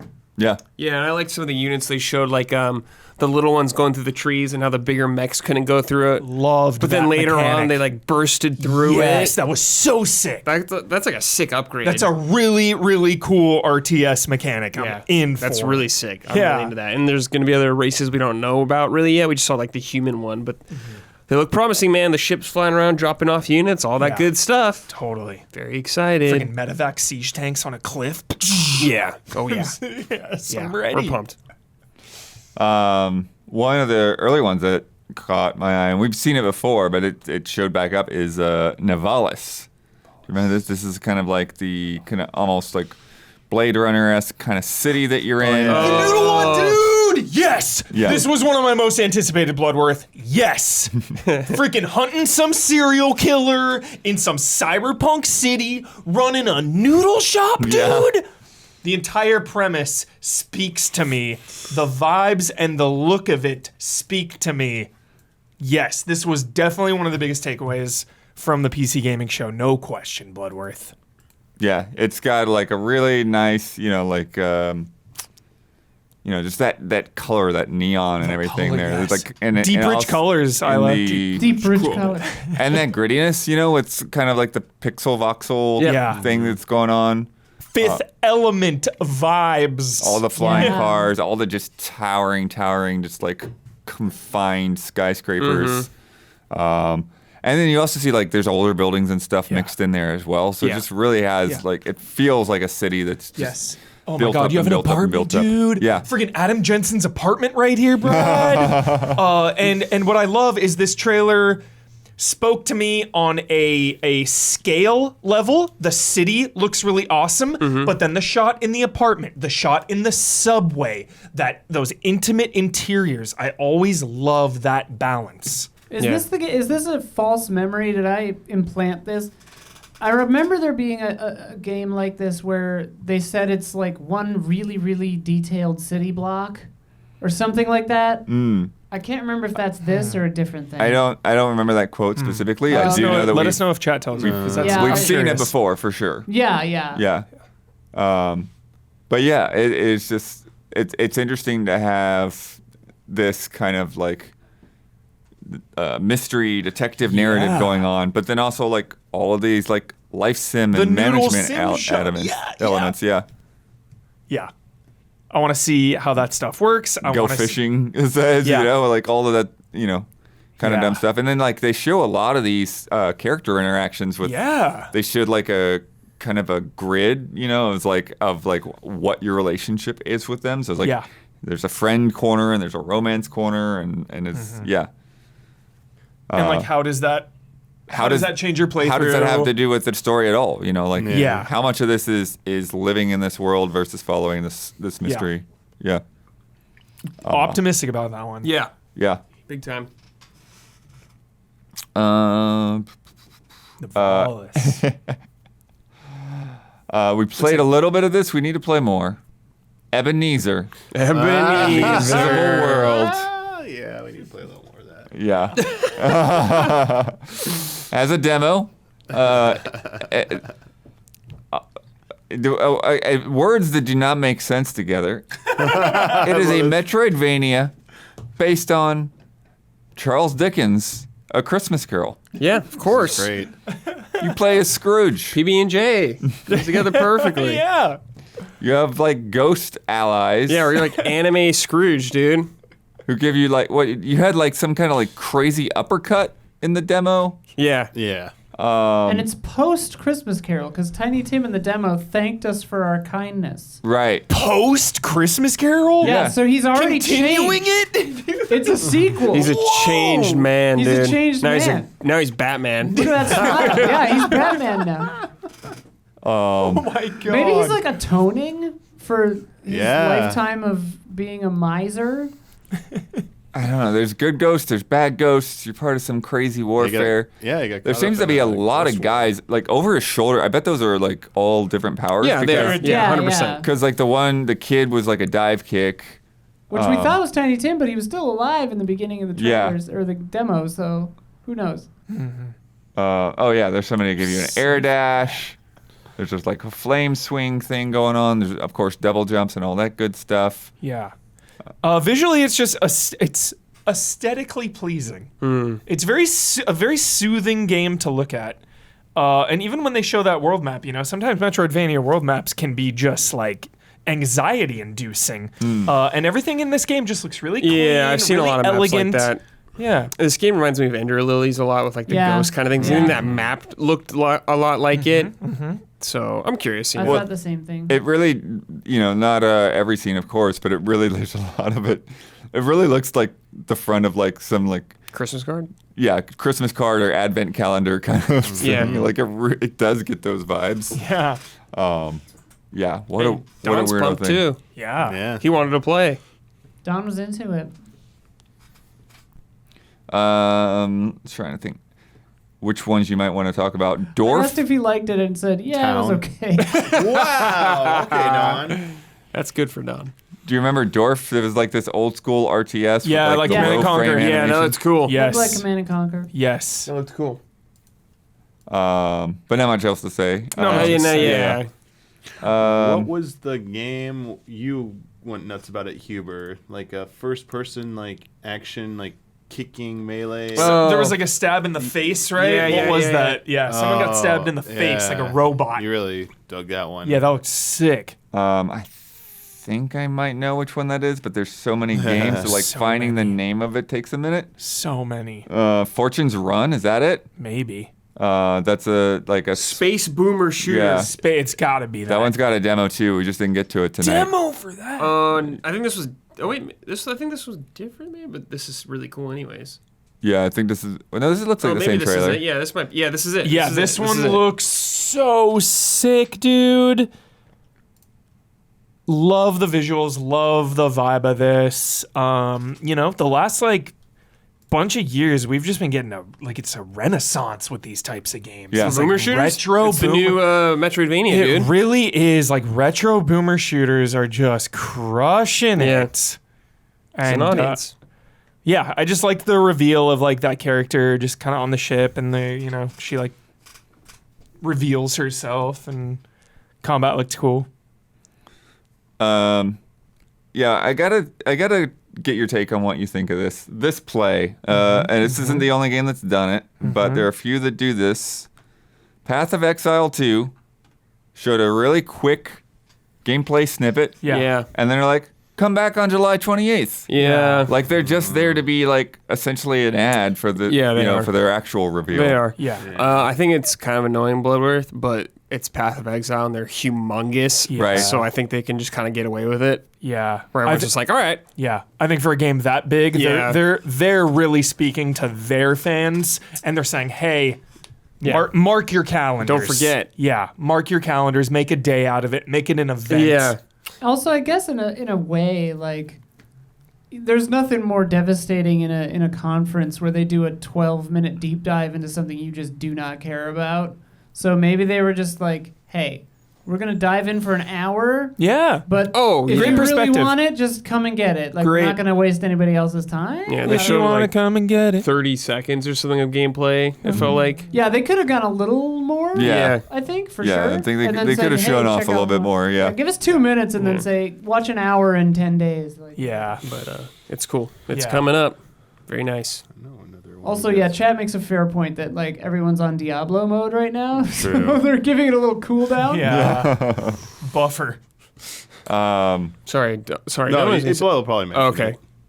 It's the biggest one. Okay. What's that? Keep going, Biggest Bloodworth. game. Sorry. Yeah, keep going. The biggest game? Yeah. Islands of Insight, Talos Principle 2? the co-op puzzle Gate game that I'm not sure how it 3. works. Right. What? Shared world puzzle adventure game. Baldur's Gate 3. Gate 3. Oh, what it was about? Baldur's Gate 3. What about Baldur's Gate 3? Looked sick. Oh, because it was Baldur's just Gate. the whole. It was. The town. It was all about Seamless Baldur's now? Gate itself. Yeah. Yeah. Was The that in there? titular town. Yeah, that was- Yeah. Oh, we were thinking about the one from before. Was it They did like the anime. Summer Game thing. Fest? They just did the one The that was. cartoon? No. They There was just. the character There's interactions. one where they just did the interaction. Yeah. The character. Oh, like, right, the VO new booth character. thing. Yeah. This was- Yeah, Jason the other one was Isaacs. the Jason Isaacs one. Jason Isaacs. This Yeah, one was this the dev diary about the city. Yes. Yeah. No, Which- that was great. Which to was- me was more interesting because it's new information. Yeah. Right. It's not just we have performance capture. Yeah, and it was Yeah. an interesting point too. It was like, oh, your city used to be like a loading screen, and now it's just fully open. Yeah. Like that was interesting to Flex. hear about. Yeah, that. like if I was more into it, like that's something I want to hear about. If you're gonna do Yeah. a dev diary, it's like okay, but here's the announcement, like the city, like this is new and better. It's That's like, oh, big. okay, that's Yeah, and pretty then sick. for that kind of game, Blood, with that studio working on it, I just feel so good about that Yeah, game. I'm it's- just like, yes. Yeah. It feels like a guarantee, like a guaranteed Yeah, good we'll game. see. It really feels like yeah, guaranteed you know? good game. Yeah, Yeah. it feels Yeah. like it. Yeah. Huber. Yo. Ferocious. First person shooter shooting up dinosaurs. Always down to shoot some dinos. You know? Yo, if Turok's not going to do it, Right? I'll take Extra what I can Primal get. will. Yeah, Yeah, but I mean, Exoprimal is know, weird, okay, right? It's but- like you're just like firing bullets into a swarm of whatever it might be. I guess this time that it's happens to EDF look with like dinosaurs. dinosaurs, Yeah. I wonder if I have anything on Ferocious. press release I would don't go think a I do. long way for Nothing. that one. Yeah, Yeah. I would love some details. Some details, a little Yeah. refresh. Because I'm waiting for my Ark Survival 2 Vin Diesel. yeah, no to Vin get Diesel super this year. invested in my Yeah, dino no Vin hunting. Diesel here. Dude. No Arc 2 Conspicuous here. absence. No rock for Vin Conspicuous Diesel. absence. Yeah. Sound the alarm. Sound the alarm. Fast X didn't do well, so Lords of the Fallen also had like Did it really, not? Yeah, Lords of the Fallen looks good. really short thing too. Though. I know, but the Yeah. game's looking good though. Yeah. I'm impressed so far with that I game. feel like they had a longer trailer the other day though. Lords of They the did. Fallen. I think they did. But we saw trailers like a little bit ago Yeah. too. Yeah. that game looks kind of It's looking good. The Death World looks neat. Mhm. And the lantern thing is Yeah. cool. Citizen Sleeper 2 exists. It exists. It's real. Hugging you, Isla. Hugging you from I here. hug you. Yes. Insane how they announced that. Like, hey, in 30 minutes, you're going to see Yeah. so-and-so in Citizen Sleeper 2. And that, to me, was legitimately, like, one of the biggest thermonuclear megatons of this entire week. And they were just casually like, yeah, in 30 minutes, you're going to see it. Like, what? That was. Don't do that, PC gaming show. Yeah. was Right. it like maybe announced before, like and we just never picked up on it. that was the I mean, first maybe. I'd heard of it. because that's the only way I Right. could see Yeah. they did it. It's like it's known, it's not a surprise. So Yeah. but if it wasn't, yeah, that's weird. Yeah. Weird. Yeah. Yeah. Well, kind of like, like Capcom, like they gave us a heads up of things that would be in it. And even though the show wasn't great, they still had points where it's like, we don't know what's around this box. Yeah. And, then they open the box and they show you what it is or whatever. Yeah. Okay, I looked it up. I guess it was previously announced in May of 2023 Okay. that the individuals responsible for Citizen Sleeper had reunited to create a new game with fellow Traveler. Great. Got They've it. never said, Okay. to my knowledge, that it was Citizen Sleeper 2. That is insane. So this, Gotcha. spoiled it, kind of. Insane. Yeah, not much to go on. The trailer was gripping. I loved it, and I Yeah. love that the focus was about the criminal underworld. Really leaning into that because, of course, that plays a little bit of a part in Citizen Sleeper 1. It's not the primary focus, but I like that was the focus of 2. That villainous character had a big impact for sure. Well, and what I'm really interested in, Citizen Sleeper is it created such a good world, and there were so many little nods and things that were so interesting and intriguing about the greater world at Yeah. large, like the whole little solar system, the whole whatever. Yeah. And so, like, if this is taking place in another sector, in another area, I'm just so stoked to see this universe expand. I think Yeah. it's so cool. And like, how much different is it going to be, Isla? Now that it's a established franchise, sequel Right. budget, sequel, ambition, like, And you're how much bigger and how different is it going to be? Or will it? And Or will you're it? and you're still seeing through the eyes of a sleeper. You still Yeah. have to be dependent on others to get your injections. Like it's Citizen Sleeper's so good. Yes. Citizen Sleeper. Yes. Just relax your eyes. Be sure to relax your eyes. I got a migraine from playing Citizen Sleeper Oh, for too long because it's just a lot of a lot of fucking reading. Yeah. like bright white text in the middle of space. Put in like an eye friendliness mode, please. Yeah. Accessibility game, options but for please sure. help Mode. me. Yeah. I have light blindness, as my sister would say. Yeah. Huber, you were really Yeah. digging Dread Pilots. Yes. New game coming from Clay Entertainment. Yes, Bloodworth. I need to just look at there Grifflands, Don't Starve, Invisible Ink, friggin' Shank. Like every single time I play one of their games, I'm so hyped. This is one of my favorite indie studios. So anytime I see that they're doing something, I'm immediately tractor beam in on it. And it looks very similar to Grifflands. I didn't get as into Grifflands as their other games. So yeah, I don't really know what to make of this just yet. Obviously, there's some pixel junk shooter vibes. Isla, you reminded me of that title. Yeah, I couldn't get that title. It's like, what the hell is that pixel junk game? It's got pixel junk shooter meets Grifflands kind of. But again, this is just a studio that I really love and I'm always rooting for. It gives me Galaxy vibes too. Yeah, for Yeah. sure. Yeah. So, yeah. Seems Just- neat. Yeah, and anytime you see a new IP, like bonus points, straight up bonus points every time in my book. In this 2023, Yeah. like if you're a new IP in 2023, you get bonus points. Really, a trailer that kind of left us in the dark. Undead Incorporated. Oh yeah. This promise of yeah. running Yeah. like Umbrella Corps, basically. Oh yeah. I just need to know what it is. This was a hell of a trailer, hell of a premise, but what is it? What's it like playing? Yeah. What's it like? This, CEO, basically Albert Wesker, has a problem downstairs in between corporate meetings. Goes down there, transforms into a bioweapon, cleans things up, comes back for another conference call. So if I'm Jones and I'm analyzing the trailer as gameplay, I'm led to believe that this is half 2-point hospital management game, half like roguelike go in action, turn into a Combat, beast, yeah. eat people, Hack and slash. Yeah, I mean, if you're just analyzing the trailer, though, that's the issue with this trailer, because the only reason we think it's a management game is because Day 9 said it. yeah, Right. The trailer, to my knowledge, doesn't have that anywhere in it. yeah. Like, the trailer is for an anime? It's for it's for a shooter? Yeah. Like, it's for a horror game? Like, who Yeah. knows? Yeah. So I would have loved to have seen Promising concept though. Really cool But concept. yeah, Just being Umbrella. need to know more. Yeah. That sounds fun. Become Umbrella. Ends well. Also, perfect name Yeah, great name. for a Yeah. company that does this. And like brutally killing that guy. Yeah. Shot in the back of the I head. got bit, but I'm They have okay, a shot right? for you. So Yeah. dark. Shot with your name on it. Yeah, shot with your name on it. That's what it is. Let's see. Let's go to Parcel Core. Oh yeah. Premium Rush, dude. Premium Rush, dude. Go.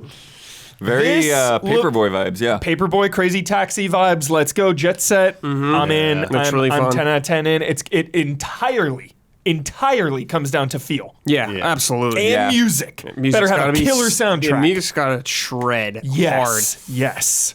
hard. I gotta be into it. Yeah. dude. I need to be bopping. I need to playing feel this. the rush. Yes. Yes. Yeah. Yeah, you're just, you're taking a bike, you're riding all over, parkouring across the city, essentially, and seemingly delivering packages. Yeah, Just they seems got like- this weird, live action bike messenger in the Yeah, trailer it going was on good. there. Just seems like a good time, Yeah. and I'm here for it. Yeah. Dealing with security guards and stuff as well. Yep. Yeah, man. I'm so in for that. Was there a demo on that, or a beta, or a release date, or anything? I don't know if there's a demo or anything. Let me see what we got. Just says Just so we wish list. all. Wish list. That's the Okay. kiss of death when it just says wish list. Yeah. That's like a 2-year minimum. It really helps the indie devs if Definitely. you wish list their games. Definitely. It just Really means it's far. does. Next It year. just means it's far. Coming in next year. Okay. This one will knock your socks off, Huber. Yeah. Describing it an extreme sports delirium up. Delirium up. Shut up, Marketing. It worked. dude. You slap up at the end of something and Huber is in. That is amazing. What else, Blood? Give Find us- your own lines, pull off sick tricks as you skid through the vibrant streets of New Island. Witness your earnings be sapped away by your corporate overlords economy. through exploitive contractual agreements you felt pressured into agreeing to. Radical. Radical. With a wider range of missions on offer and enough ramps, quarter pipes, and conveniently placed scaffolding to make you question the city planner's decision-making abilities. Parcel Core features more single-player shenanigans than you can shake an insulated delivery bag at. Coming in 2024. Ubisoft game, like That's some top tier PR writing right there, baby. excellent. Another new IP that Yeah. looked freaking awesome. Trying to remember what Chimera was. It's from Creepy Jar, sci-fi survival game. Oh wait, yeah, that was the one we didn't actually know what it was. Oh, I keep. They were like, we saw like this image of the sun blowing up, and then yeah, like, yeah. and what is it? Yeah, we have no idea what this game is. Yeah. Everybody had a fun time Ooh. with Exo Rally Championship on my behalf. That's your favorite game. One's favorite game. Tell us about it, Dude, Bud. Please tell us about it. Yeah, the space. A literal space race. Yeah. Exoplanet Rally Simulation game. The funny thing is it's from the makers of Exo 1, which is a game that Jones was super into. Where you had this like We kinda- see through your lies, this Blood. like you were racing around with like this UFO thing. Blood just throwing it on Jones. Jones' favorite. They do say brutally realistic, which I'm curious about. Like, This was inspired by the scene from Armageddon when they have to jump the gap in the rover thing. This Yeah. is literally where this game is inspired by. yeah, it definitely I feel looks like, like you're driving the game was that scene. What if like you a could do Mars rover across random Yeah. planets, or like the Mako from Mass It looks Effect. small. that? Yeah. It reminds me of that one scene from Ad Astra where it suddenly turns into an action film for 10 minutes and then it stops doing that for the rest of the movie. Yeah, they have a 10-minute window. Yeah. It was very bizarre. Great sequence, but weird. Nice. Oh, actually, Macabre Macabre? Yeah, that was the Metroidvania, right? Macabre. No, this is a stealth extraction horror. Oh, never mind. There's like an old guy in Sorry. in camper and like, Yeah, he had okay, all in the these gadgets woods. and Yeah, stuff. yeah, that's what it was. Yeah, and that's coming to early access this year. Early access. Early access. Oh, this one. Yeah. It seems okay. Could be fun. Yeah, I think If I could see Huber get his like throat slit by a monster, Yeah. his blood spray everywhere, yeah, that could be cool. He's like, I'm dead. Yeah. They got me. I'm dead. They got me. But I think that's them talking about more of a stealth element is interesting there too. Yeah, do we know if it's like a round-based thing or like a full-on survival? I assume because he like It seems like you go out to then you like come back. Yeah. places to get stuff for him, and then he Maybe a builds roguelike? new Yeah, gadgets Yeah, for you you. go and yeah. runs. Yeah, I Yeah, don't know. Could be promising. Yeah, yeah. Looking at it again, I do think it could be promising. yeah. It seemed like Phasmophobia meets like Like a Valheim or something. yeah, almost. not like Left 4 Dead really, but like I don't know, character Phasmophobia. Mm-hmm. Love that shot. Oh yeah, just the blood splatter across God, the that's a wall. good Like, what happened to that guy? What happened to him? Have you seen Cachet, Hewer? No, but I have seen some Silo. Yeah, baby, Yes. we got him. Silo dude. hype. Don't skip Silo, Shody, chat. dude. Yeah. Silo rips. Don't skip it. Silo was right. I love it. Let's skip down to sand. Everyone living on this giant mech walking across the desert. Give me some Oh yeah. wandering have village a- vibes. If you're still interested, I have a description of Not the Dune game. Macabre. Oh, yeah. go for it. Yeah. Mortal Engines game, right? Yeah, Mortal Engines. Yeah. Yeah. It is a co-op stealth extraction horror game where you and your friends traverse infinite timelines, including those of other players, with an unstable time rift. Confront interdimensional terrors, upgrade your gear, and fight with everything you've got to save humankind from a fate worse than death. So Got co-op stealth, whatever, exploration. Yeah. So I assume you go into like a rift, and that's a run or something. Yeah. You Sure, extract yeah. the shit, take it back to your real You world. enter a dimensional rift. yeah, I would have believed it said 1,000 timelines. Infinite, too much. yeah. Yeah, I want good stories in all of these infinite timelines. Yeah. Good encounters. Did you know if it really goes on for infinite, then there must be one that does have infinite good storylines. Has to exist. And one with a bunch of monkeys writing Hamlet. Schrodinger's yeah. box. yeah. Sure. Schrodinger's box, yeah. Yeah, we're just this trailer for sand is taking too long. Nobody remembers it.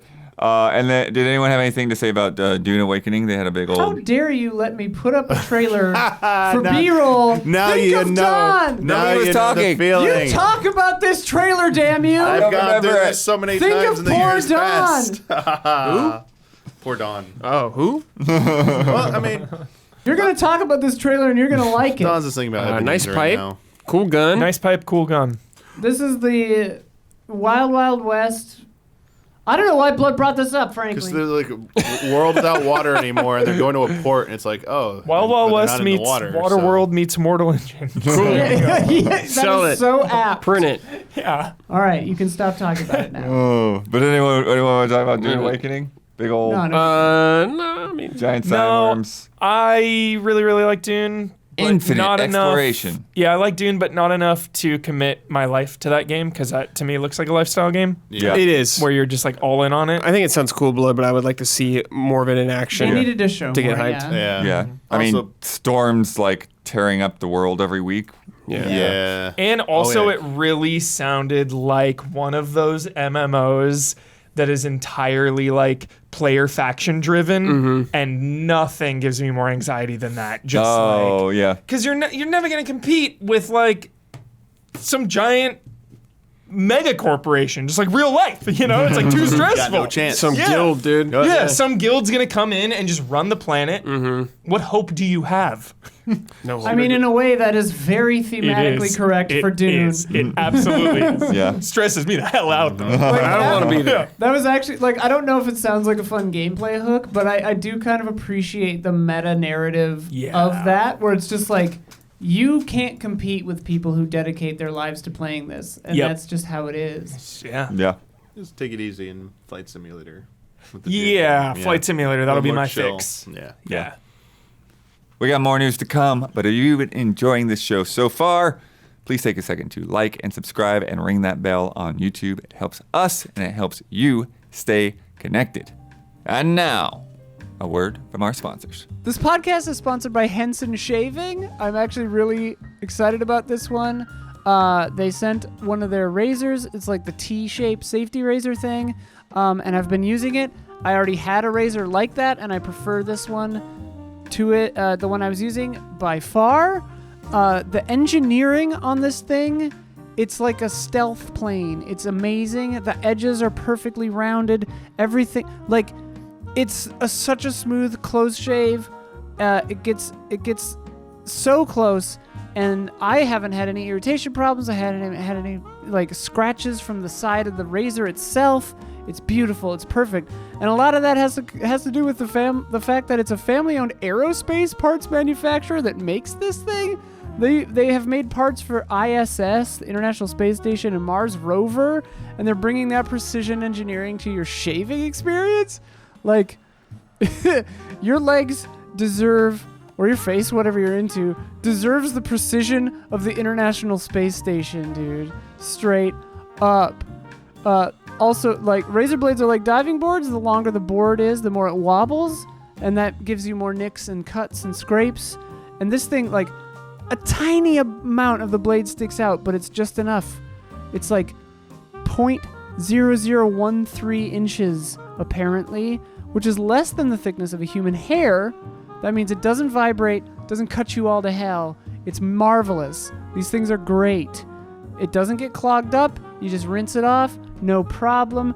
Seriously, it's the best razor I've ever used. Not even kidding. And not just because they would probably want me to say that. I'm just saying that. I really, really like this thing. It's also not super expensive. So check it out. They're very good, very durable, very affordable. It's time to say no to subscriptions and yes to a razor that will last you a lifetime. Visit hensonshaving.com/allies to pick the razor for you and use code ALLIES. And you will get 2 years worth of blades free with your razor. Just make sure to add them to your cart. That's 100 free blades. 100? That's 100 free blades when you head to hensonshaving.com/allies and use the code ALLIES. Today's episode is sponsored by PayPal Honey, the easy way to save when shopping on your iPhone and computer. Have you been feeling the impact of inflation? Things are nuts out there. The writer's strike is happening. People aren't getting paid enough. But you can save some money with Honey. It'll automatically scour the web for coupon codes and plop them in there for you. You don't even have to do the work. It's marvelous. Thanks to Honey, manually searching for coupon codes is a thing of the past. Imagine you're shopping on one of your favorite sites and you click checkout. The Honey button appears and all you have to do is click apply coupons. Wait a few seconds as Honey searches for coupons it can find for that site. If Honey finds a working coupon, you'll just watch those prices drop. I have Honey on my computer and I love to see it pop up and save me cash on clothes and gadgets and what have yous. It's saved me a lot of money, like hundreds of dollars probably over the years. I've been using it for a long time. Long before they were a sponsor of this podcast, as a matter of fact, I have been using Honey. It doesn't just work on desktop either. It works on your iPhone too. Just activate it on Safari on your phone and save on the go. If you don't already have Honey, you could be straight up missing out. And by getting it, you'll be doing yourself a solid and supporting this show, the Easy Allies podcast. Get PayPal Honey for free at joinhoney.com/allies. That's joinhoney.com/allies. Thanks. And if you are a patron of Easy Allies, thank you. Okay. Really good show, I think. Ubisoft. I think they did a really good job overall. It was a lot better than their last one. Remember, Yeah. the last one was real bad. So absolutely moving in the right direction. We had a real live press conference Yeah. too, by the way. Yes. People on the Appreciate that. stage. Yes. Appreciate that. We The saw last one's doing it. Yeah, we saw gameplay. Jeff. We saw looks at the games for sure, and that's all anyone ever asks for. Yeah. Anytime one of these things shows up, all anybody wants to see is gameplay, and they showed that Yeah. for sure. Except for Sea of Thieves or Skull and Bones. Skull and For Bones. Skull and Bones, vaporware. Skull and Bones. Skull and Skull and Bones. Bones doesn't exist. Yeah. Yeah. I mean, Conspiracy. we had a couple of those, old school press conference things where it's like, we're gonna stay really zoomed in on this guy's face That was- when you want to see the game. Yeah. Dude, it was so with Prince of Persia, dude. I was honestly like, is there something wrong with this game? Because you keep cutting away from the gameplay and showing this dude. Yeah. It made me so nervous. And then later we got incredible gameplay from it. Yeah. And I was like, just do that. Yeah. Stop running a shitty program. God. They were trying their best to emulate Konami, I think. They It was an were. At homage. some It was an point. homage, yeah. I For think sure. Yeah. But it's it was, also like I was your into it. Your stage is not cool looking. It's just 3 screens. So don't Konami. waste time. it's Konami. Absurd. Hopefully this encourages Konami to come back to and do a Please press do. conference. Please do. Like part of being a There's all good 3 next year. TD and running a switcher is not cutting all the damn time. Like, it's really fucking annoying to the viewer. Just let it sit. I know you want to feel like you're doing something at your job. Cool it. Also cut on motion. If someone's moving their arm, that's when you switch cameras. I don't know how. Like, it's funny because like a lot of these games we just talked about this morning is Yeah. like if you're watching this later, I'm sorry, but it's like it's hard for me to like. All right, Avatar. Well, we just talked about that. Prince of Persia. We Yeah. just talked about that. But I don't know how much. What do you want to talk about? I want to hear Gabby's take on Star Wars Outlaws. That's what Yeah. I want to Has hear she more seen than it yet? anything. That's one we didn't talk about today. Oh, She hasn't seen it I yet. haven't seen the gameplay. Yeah. Damn it. So. Well, what about just the vibes? Just the vibes. Just yeah. the Yeah. vibes. The Star DR. Right. That's Yeah. where we're going. Are you asking her to? She hasn't seen it yet, so you can't Yeah, ask her. So she you need to can't- start she talking can't about it, know. and then she can catch up. I And forgot. I'm sorry. Get chicken next Yeah. time. Like, are we doing that now? You're jumping around like crazy. It's No, hard to just run the stay focused. Stay on target. Huber hype, Gabby. Huber hype. We'll see. Yeah, stay on target.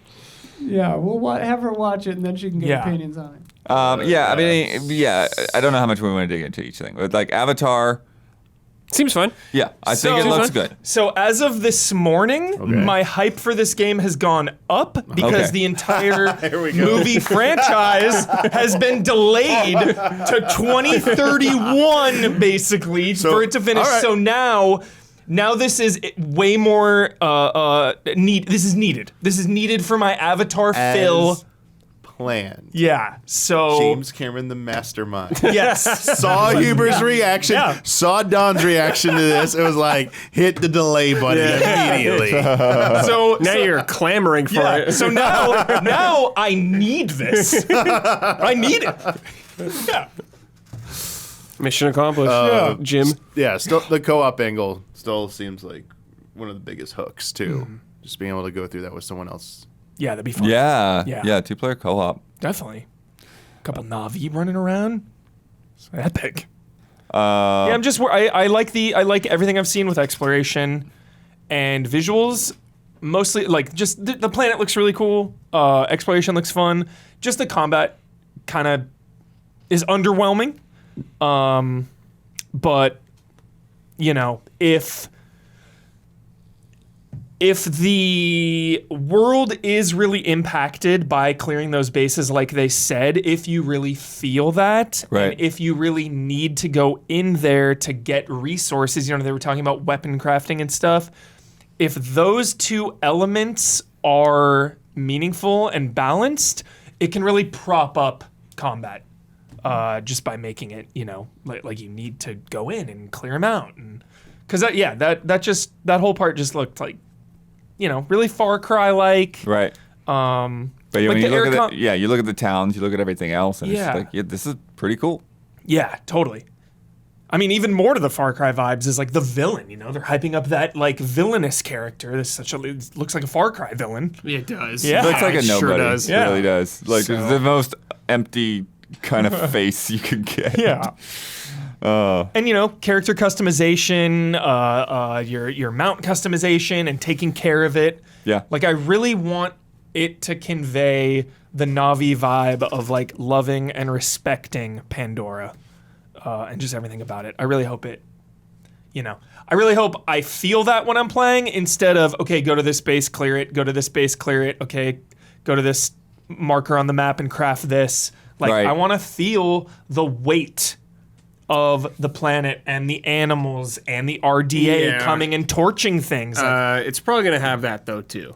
It's probably gonna have the checklist for sure. 100%. It's gonna be. You're gonna open that thing up and see a lot. But I wonder too, like because they go through and shows like, well, this tribe is this way and this tribe is that way, and they kind of show like cultural differences and all of that. But it's, will they be able to really like sell you on characters? Will you really Yeah, connect to exactly. anybody in this world? And I'm not sure that I've been convinced on that front yet. Yeah, same blood. Same. Very fair.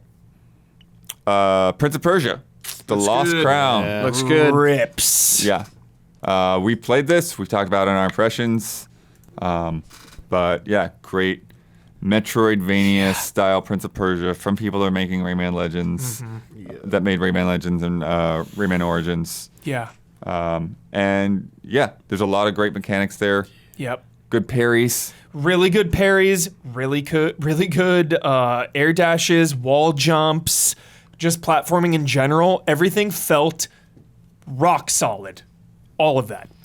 I was like speed running through this demo because I wanted to see just the pace of it and like, okay, with the platforming and stuff, like how is this gonna work? Is it more like kind of slow pace, like looking around, or can we just like really zip through this? Yeah. And you can zip through. I was going really fast. Yeah. So Looks really good. Yeah. It's really a really yeah. great surprise. Yeah. I'm really happy with this game so far from what I've seen. Yeah, you're gonna love it. It's nice to see Prince of Persia back. And I'm super happy they're emphasizing platforming Yeah. still in this series because it's so important to it. Yeah. So I cannot wait to play this game. Yeah. It really gave me a lot of confidence when you said it just feels really good. Yeah. Because you never know watching a trailer for a game like this, like how solid and quick it'll Right. feel. Yeah. Like all those, even those like the like little poles you get on and swing, Right. like it was just like so. I had never done it in the game, and I pick it up and I'm just like wall jump, swing, air dash, boom, just like so good, Right. so fast. Yeah. Love it. Yeah. Also 60 frames per second on the Switch. Yeah. They Handheld found a way. mode. 60 frames handheld mode. Yeah. Huber. We probably won't show this because it gets flagged, but Captain Laserhawk, a Blood Dragon remix. What do you think of this Yes. thing? You know about this guy. I like Adi Shankar. He does, mainly a lot of short stuff. He produced Dread, which is when I really started liking him. He did Peach trees? Peach Trees. He did Power Slash Rangers, that really gritty one. Worked on Castlevania. didn't he? Castlevania. He did a Punisher short, following the movie with Thomas Jane. It's called like the bootleg series. He does the bootleg series. I didn't watch his newest thing, which I heard was like not his best, but everything I have seen from him, I really like. I don't know if I was sold on this Bloodworth, and this is coming from someone who likes his work. It just looked a little weird. I mean, Yeah, I mean, it's this weird thing where it's like you're going off an the uninteresting way. You're going off of this Blood Dragon universe, which is already its own kind of wacky thing, but like it never quite clicks with me as much as it seems to want to. But then they like start like they're talking about like, oh, we're gonna like throw in these other Easter eggs and stuff, and they have like what's like The frog Assassin's Creed. That thing? was Yeah. a cool part. I did like Yeah. that thing.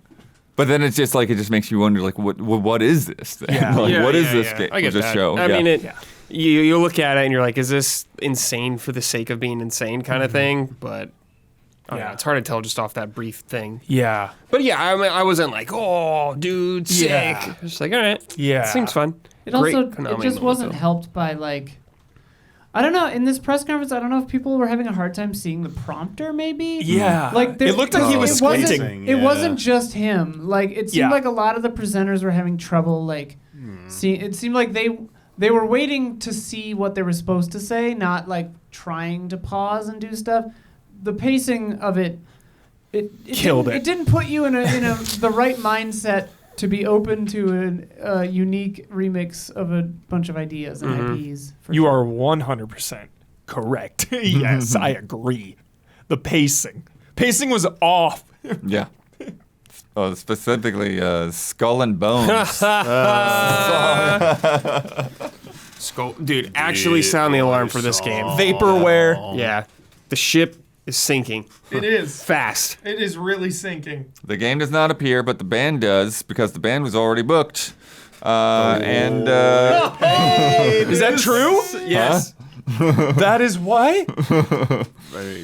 I mean, Probably. Like they weren't going to show it at all, but the band was booked, so they did? It was probably a show they pulled Maybe it. they were going to pulled show it and then they didn't.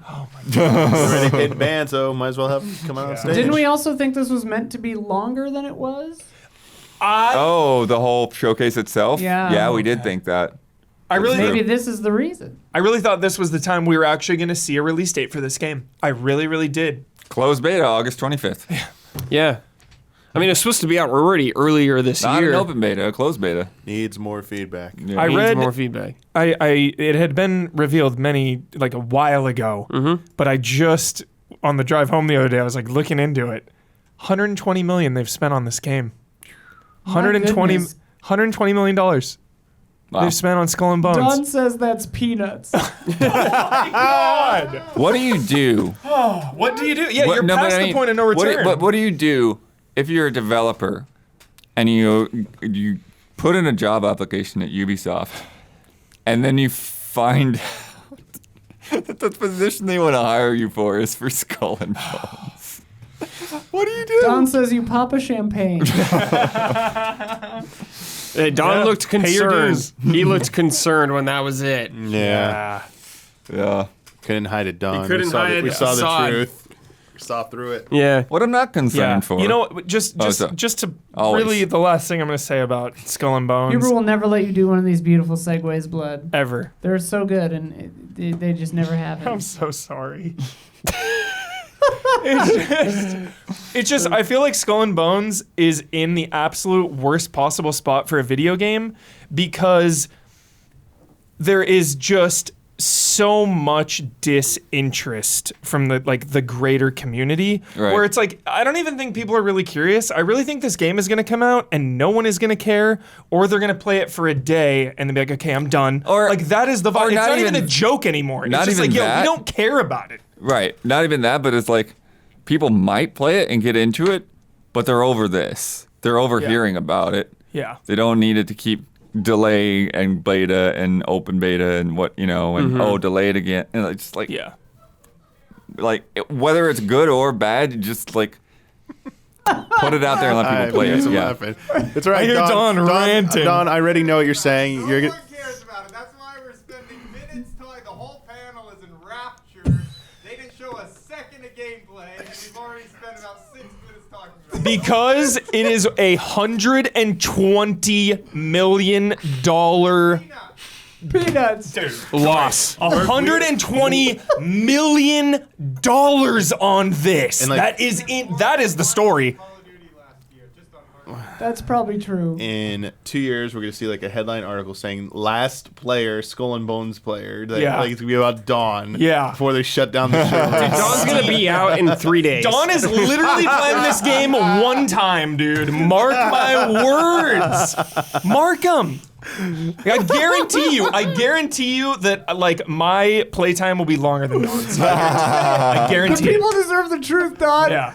He just said Don't- under his breath, well, it's $70. I don't know. Tried to back you, Don, and you back out now. All right, Don. $70. Oh my God. $120 million peanuts. You hear 70, and you're like, oh no, back out. The ship is sinking and Don is heading for the lifeboats. God. Take those lifeboats to Hawaii because the Crew Motorfest is pretty good. There it is. You got one in blood. Nice Proud job, of you, dude. blood. Those are good. Hubert and I played this. I was impressed. Yeah. I was impressed by the way it played. Looking sick. Yeah. Good handling, good variety. Really good. Like good ideas to like try to mix things up. Definitely takes what it can from Forza Horizon. You know, Not a bad idea. For sure. it's Not a like, hey, bad this idea. works. Let's do that. Let's put a big festival and some music and whatever, you know, and Yeah. yeah. Like and when they do like classic cars, then like here's some classic music. Like all of those little Horizon touches. But they do some things on their own too that are nice. Definitely. Huber was really into the like neon of the Japanese Made in playlist. Japan, Yeah. the Made in Japan playlist, so hype. I got to rock a Supra and an NSX, so I was very pleased. Really love the UI changing from playlist to playlist, and just the overall vibes. The music as well changes, and like you said, Bloodworth, just the variety, being able to bounce between, you know, neon lit street racing to dirt rally to Formula One to cruising with an old car. Just the variety, I think, is definitely its strength. And we haven't even seen, you know, the bikes and the, you know, if there's planes and Right. boats and yeah. So just having that many things and the fact that everything we played, the old cars, the F1, the off-road, and the Made in Japan, all of those felt good. So then that, you know, that gives me confidence that everything else will feel good. So Yeah. yeah. And then a really interesting thing because they've also mentioned that Crew 2 Season 8 is happening soon. Car collection import Feel from the good. Crew 2. Very good. Yeah. I wish more games did this. Yeah. It's a good thing. Good step forward. Keep it up. It's really wild. Keep doing it. Probably not easy to do because Nope. a lot of the Sure ain't. times the reason that these games get delisted or whatever is because those car licenses expire. Yeah. You know, and so I wonder if there'll be a time limit on it. what I'm probably guessing is that like even though your collection imports, there's probably going to be specific cars that you just aren't going to be able to take with you. Yeah. Yeah. Or like, yeah, no, that's the old car. We don't want to Do you- promote that anymore. Do you think they'll level gate any of your imported cars? Like they'll start you at level 1 and be like, hey, to use your old cars, you need to be a higher level? Because I remember, you know, I think for a person. because I don't know how much. Yeah, I don't know how much it's going to tie into how much you customize them. Yeah. It may you may just get like the car the base model of that car. Yeah. Equivalent in Motorfest. Something that kind of similar, maybe, is one of the new Call of Duties I played. It imported my like level, so like I got a brand new Call of Duty. It was like Modern Warfare 2 or Cold War, one of the newer ones. I booted it up day one, and it like had my level from the last game, so I was already like Prestige rank 1, and I was like, well, now I don't get to like dopamine out. Yeah. Now I don't get to dopamine out and like rise through the ranks. So like importing your cars for me is like really, really cool, but also like I like the idea of like starting fresh and collecting. Yeah. But at least it gives you the option. Yeah. For Yeah, sure. the way Horizon's been doing it is they kind of like look and see what games are tied to your account, the past games that you've played, and then they'll give you rewards, specific actual rewards for each one of those different games. Nice. But yeah, so then we get our Assassin's Creed block. There is a VR game which we still don't know how it plays. It's Changing how people vote. supposedly So weird. fully open world, but it takes place with But I think it's like Hitman levels, honestly. That's the vibe I get, is that each stage is like a Hitman stage. potentially. Oh yeah, that's But what we I just thought. saw Yeah. all we've seen are screenshots and, Yeah. a CG trailer. Yeah. That's just theory. But you've got 3 assassins. You've got Connor, you've got Ezio, and you've got Cassandra. Mystios. So, yeah. We saw Assassin's Creed codenamed Jade on mobile. Yep. Good looking mobile game. Good looking mobile game in China. Set in between Origins and Odyssey. Closed Odyssey beta and coming up Origins. for that. And then Mirage, we got a really good look at. Really good look Yeah. at there. Really kind of checking all the boxes for old school Assassin's Creed. Yeah. A little bit on the cheaper end. It's a $50 game instead of a $70 game. I was talking to Grumbomb. Shout out to Grumbomb. Grumbomb is fully caught up, like myself, in the Assassin's Creed universe. We've beaten them all, minus like the Chronicles ones or whatever, Right, yeah. And he was like, "Oh, looks exactly like every Assassin's Creed game. I'm kind of underwhelmed." And I totally get that, but also for the longest time, Assassin's Creed has been like my fast food comfort meal. Right. And the fact that now it's reverting back to my favorite comfort is the old style, just the more assassin stealth focused. Like, this is just pure comfort food for me. So I'm just so excited with everything they've said and everything I've seen. And again, I'll always hype up Basim any chance I get. So, Yeah, I think that's a fair assessment, definitely.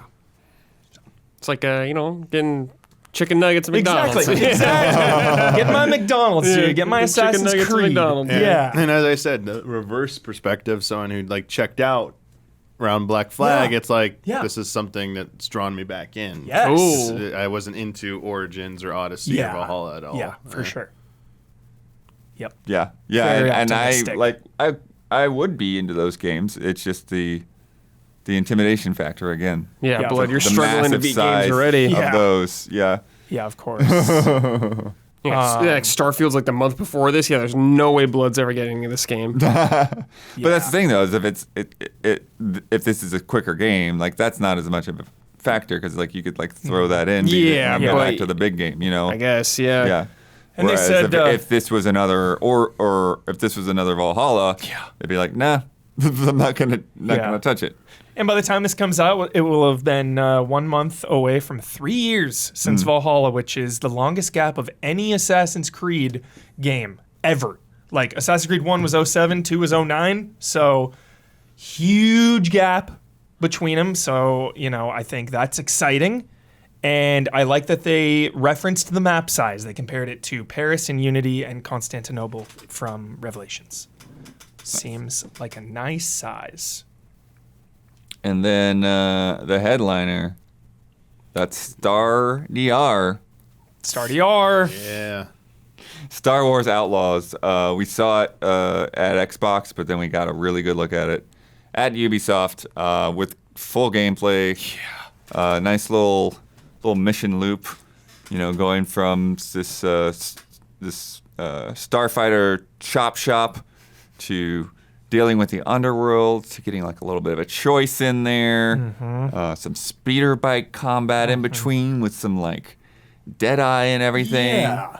Hopping on a ship and flying into space and just getting in a space battle. Like, Yeah. what? Yeah. Yeah. This is one of the best. I'm going to count this as a reveal, even though we saw the CG trailer first, whatever. Yeah.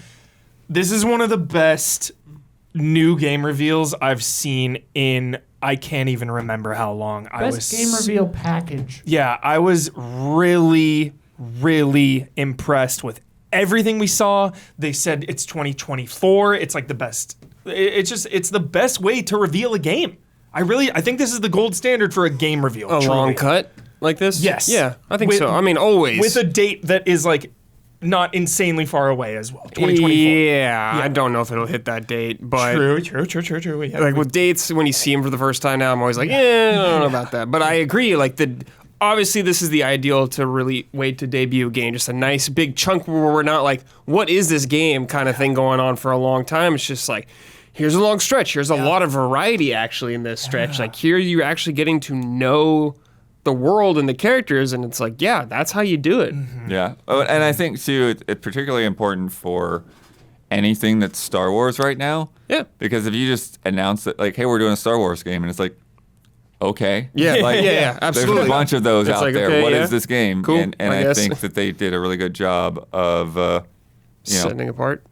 setting it apart, Yeah. putting you in a kind of a different situation than what other teams are doing. Yeah, Respawn's got the Jedi's handle. You don't need to do that right now, so it's Yeah. nice to get a smuggler point of view. So I think that's cool. The wanted system and everything in there. Yeah. Which I think is going to be very interesting. They showed like the different criminal factions and like, you kind of have a reputation going up and down Mm-hmm. versus, depending on like who are you doing the jobs for and Yeah. who is that ripping Yeah, off. I wonder how like fleshed out all that kind of stuff is. Yeah. Emphasizing the economy. Yeah, but The credits. it is nice to like see that, so it's a good sign. General Grievous's son, Damiani. Yeah, that's right. You got What? his son. So Never mind. no, Don't. no, seriously, when the robot shows up, the Yes. companion, in his chest, it looks like he got a lightsaber wound. in Oh, his chest. he's an old a- like battle droid. Yeah, but it's like Yeah. so is Grievous. He just Grievous was not an old battle He droid. like evolved version. No, of he it. wasn't. He was like an alien that got fucked up by Mace Windu, and his chest collapsed, and he had to get a robot Yeah, body. robot parts, yeah. So But then that he had guy was a whole robot. But then he had a son. Okay. Grievous is a cyborg. Yeah, Grievous is a cyborg. Yeah, we don't know if he's a. Yeah, like my that This was, guy is not a cyborg. he was playing with Grievous's lightsaber. Okay. He hurt himself. Okay. Now, yeah. Okay. that's All right, dude. And He could Grievous is so potentially be like a download of Grievous's mechanical Yeah. AI. I All don't know. right. Here, you know what excites me about this is it reminds me of Shadows of the Empire. Dude, Just being because Dash Rendar was like a smuggler, dude, getting that kind of angle. I'm super into that. Yeah, It's like cool, dude. Like, yeah, let's explore all this stuff. Yeah. Yeah, Brad, you're just always fully in and caught up on the Star Wars lore. Not true. Well, most of it, more than most, I would say. Sure. Is this the type of story that you want from a Star Wars video game? Just I mean, I don't really know what I would want from Star because there's so much Star Wars out there. It's like I don't really know what I'm like. This is fucking Yeah. missing, kind of thing like that. Yeah.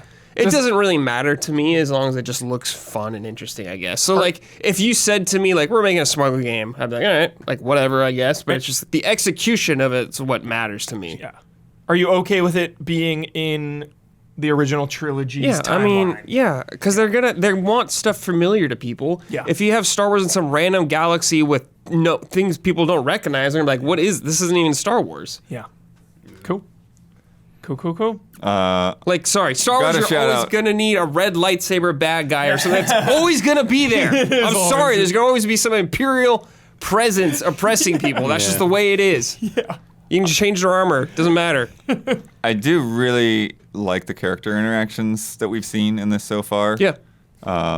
Yeah, with your droid companion, with God, this, he rocks that coat well. this contact, who I think is particularly well animated and well acted. Yeah.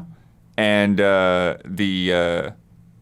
and then that like shady Imperial officer. Yeah. Just like it's just such a great sequence. Yep. I think it's a fun angle. Yeah. It really just shows off everything, Bloodworth. It is a legendary reveal. I'm blown away.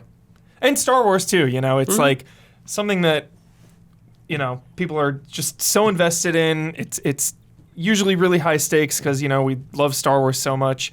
But there's a lot of Star Wars content. So for people to be excited about this, and especially because we just got Jedi Survivor too, and it's other Star Wars games coming. It's just always Star Wars. But Sure. for this game to have the impact like it did, I think it's different enough too. Yeah. From like Jedi, so that's nice. yeah. Yeah, and you got a little weird little mud puppy friend. Yeah. Little companion. That's uh, cool. That you control. Yeah. You can have them go Yeah, out there and that's fun. distract Sick, yeah. enemies and push buttons and retrieve guns. Yeah. I don't know. It reminds me of like some PS2 kind of thing, blood in a good way. I don't know why. I feel like I could see that at a PS2 game and I'd be into it. Shadows of the Empire, dude. That's a good call. Hell yeah. Last up of these conferences, we've got Capcom.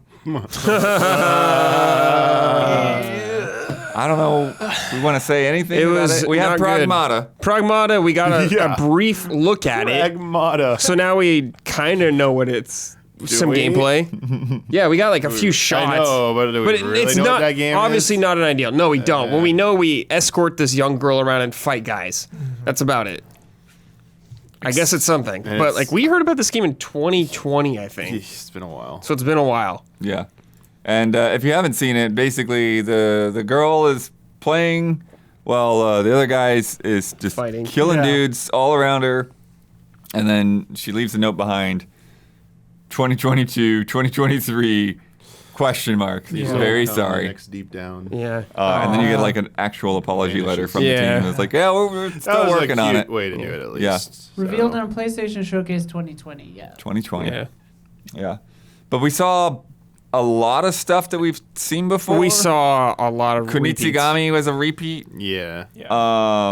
The Stuff that we've literally seen. Yeah, like the before. Not Dragon's just- Dogma. Yeah, not thing. just like. Dragon's Dogma is a full repeat. Yeah. Exo Primal was basically a repeat. Not only was it a repeat, but then they repeated it Oh within my their God. own Yeah. content It was Yeah, the that hardest was- sell to for talk that game. about it hard. again. And They like, had it- They've done this before, man. They had an ad for Capcom ID. That's Yeah. right. That's right. Yeah. They talked about Street Fighter tournaments. Yeah. Yeah, they went over Capcom Cup and that. stuff. Yeah. They had the offline Mega Man X. Oh my God, yeah, Yeah. The gotcha game? Yeah. Yeah, so basically it's a gotcha game that they're making. Or- It's already out there, but they're making an offline version of it so that it doesn't have to keep getting like Yeah. online support, et cetera, Yeah. et cetera. 900 stages. That's almost as many planets as Starfield. Almost. 100 different characters. Meaningful stories on every 100 stage. characters? Yeah. It was Oh, nice yeah, to they unlock. gave a little bit more of a focus on Ghost Trick. I know Yeah. the game has already been out. Yeah, Yeah. Like, Ghost that's Trick the- was the best part. So like honestly. that's nice, but like Shoot that, Takumi, dude. Yes. Yeah. A plus for him. Yeah. Ace like, Attorney series. cutest. I loved him. Yeah, When he says, please speak to me in yes. Japanese. Yeah. Oh Next my time, yeah. God. yeah. But I felt like I loved him. every game there should have had like that. Yeah. Oh, yeah. That was like. I mean, it was not good.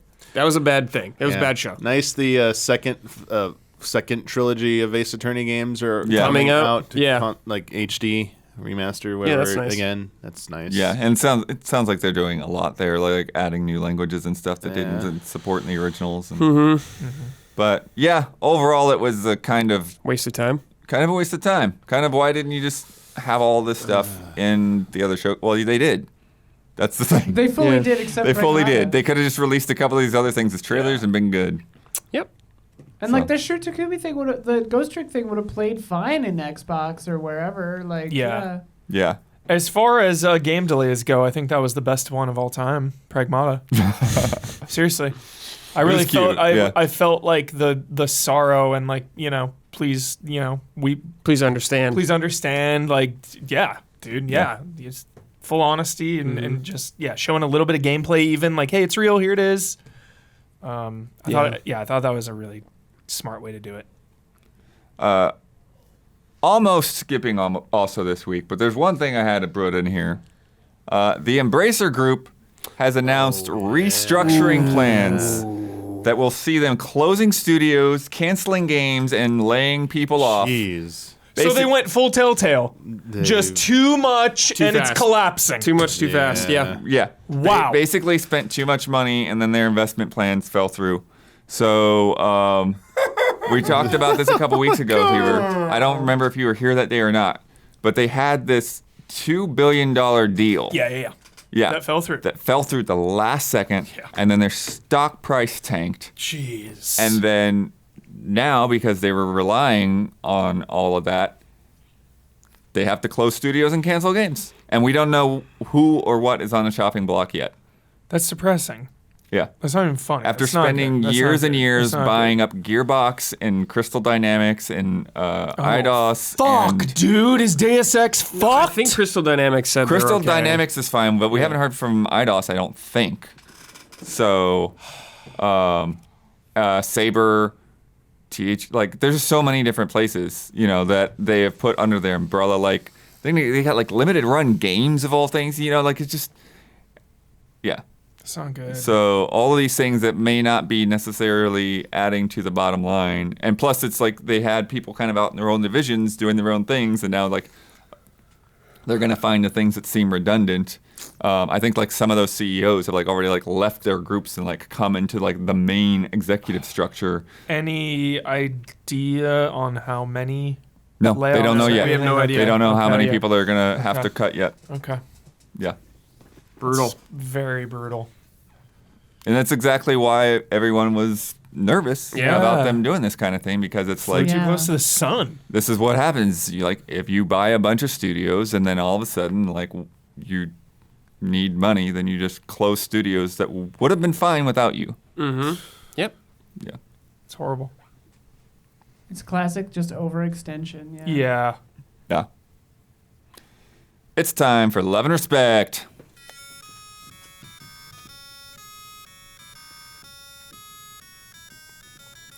Love and respect. From Brandon Kagan.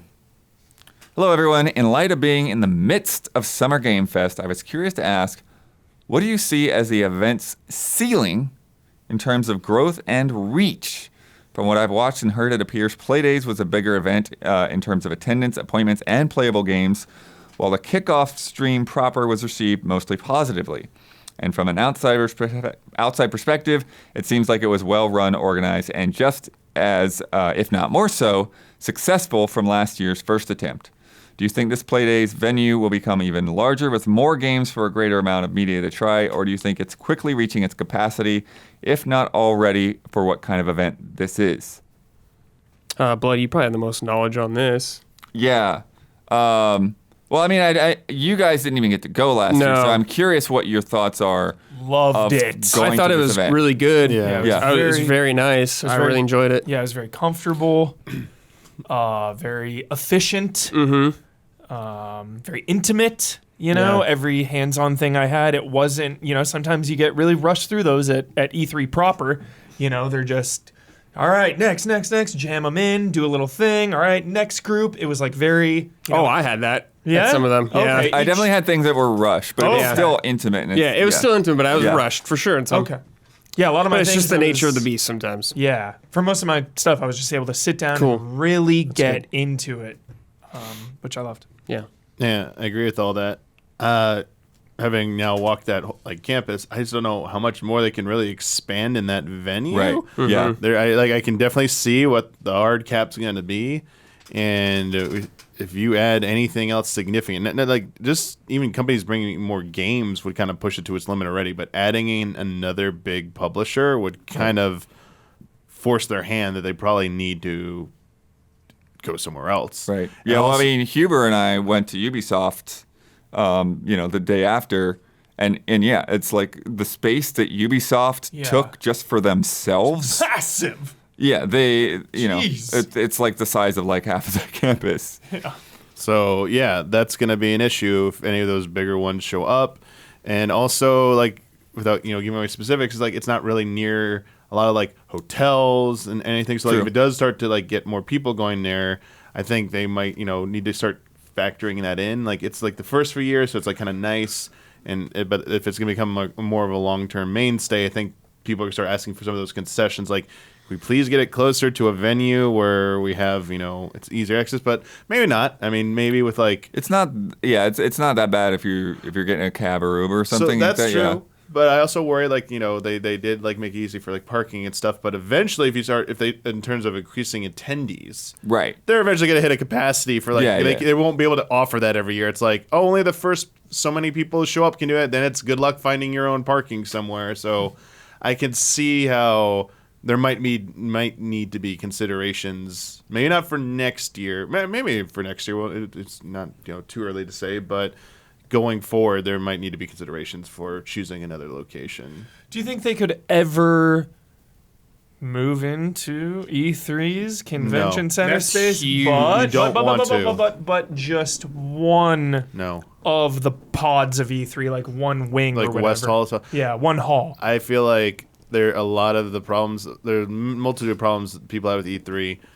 There are a lot of people over the years that just spoke very poorly of the LA Convention Center. Got it. A lot of publishers, a lot of people worked at building the booths. Don't like it's it. just not it just has not modernized. People wanted to. It was supposed to when they were supposed to get the football stadium there. That didn't happen. So they just have not upgraded that facility, and it's not on par with a lot of other facilities. So I think that would just. It's not what I don't think it's what it would dissuade people from going. Maybe not from a consumer perspective, convention center is a convention center, but for the people who are going to be setting up shop there, I think it's not what they want. Right. Yeah. There is a lot of red tape that goes with that venue Tape. or any kind of venue like that. Yeah.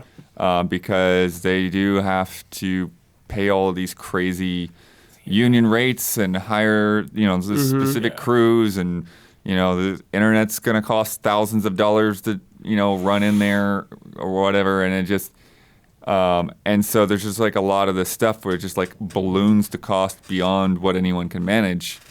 But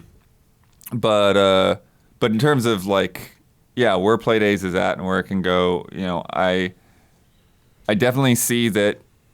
Yeah, even a single like Ubisoft or Nintendo or Microsoft, if they were going to be there, like it's done. Like I know there's maybe one more space to where like if they're like, sorry Niantic, you can't have this space over here, or something like that. People get cut. That's exactly. That's the other thing, which I think Jeff does not want to go that route. Would be having to be like telling some people they can't come, like prioritizing the bigger publishers and saying no to smaller ones. Probably don't want to go that route. That would just probably cause some animosity there. So I think they'd like to avoid that. But so, I feel like in general, like the reaction that everybody's had is like, this event is kind of what we want. This is how we want to interact with the games and with the publishers, and they've like gone out of their way to take care of people, because like Ubisoft wasn't paying for parking, It's like, you just pay whatever the lot is. We don't have validation or anything like that. $20. And Keeley is just like, we've got valets. Just pull up your car and we'll take care of it. And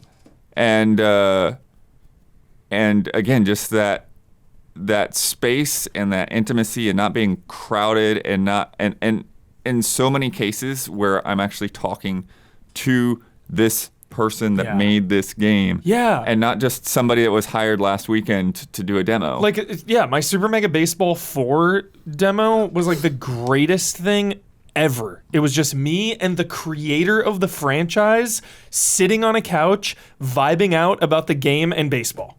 Yeah. It was like, you can't beat that level of access when you're like checking out a game. Right. That's the peak. Yep. Were there booths? And if there were booths, were there carpets?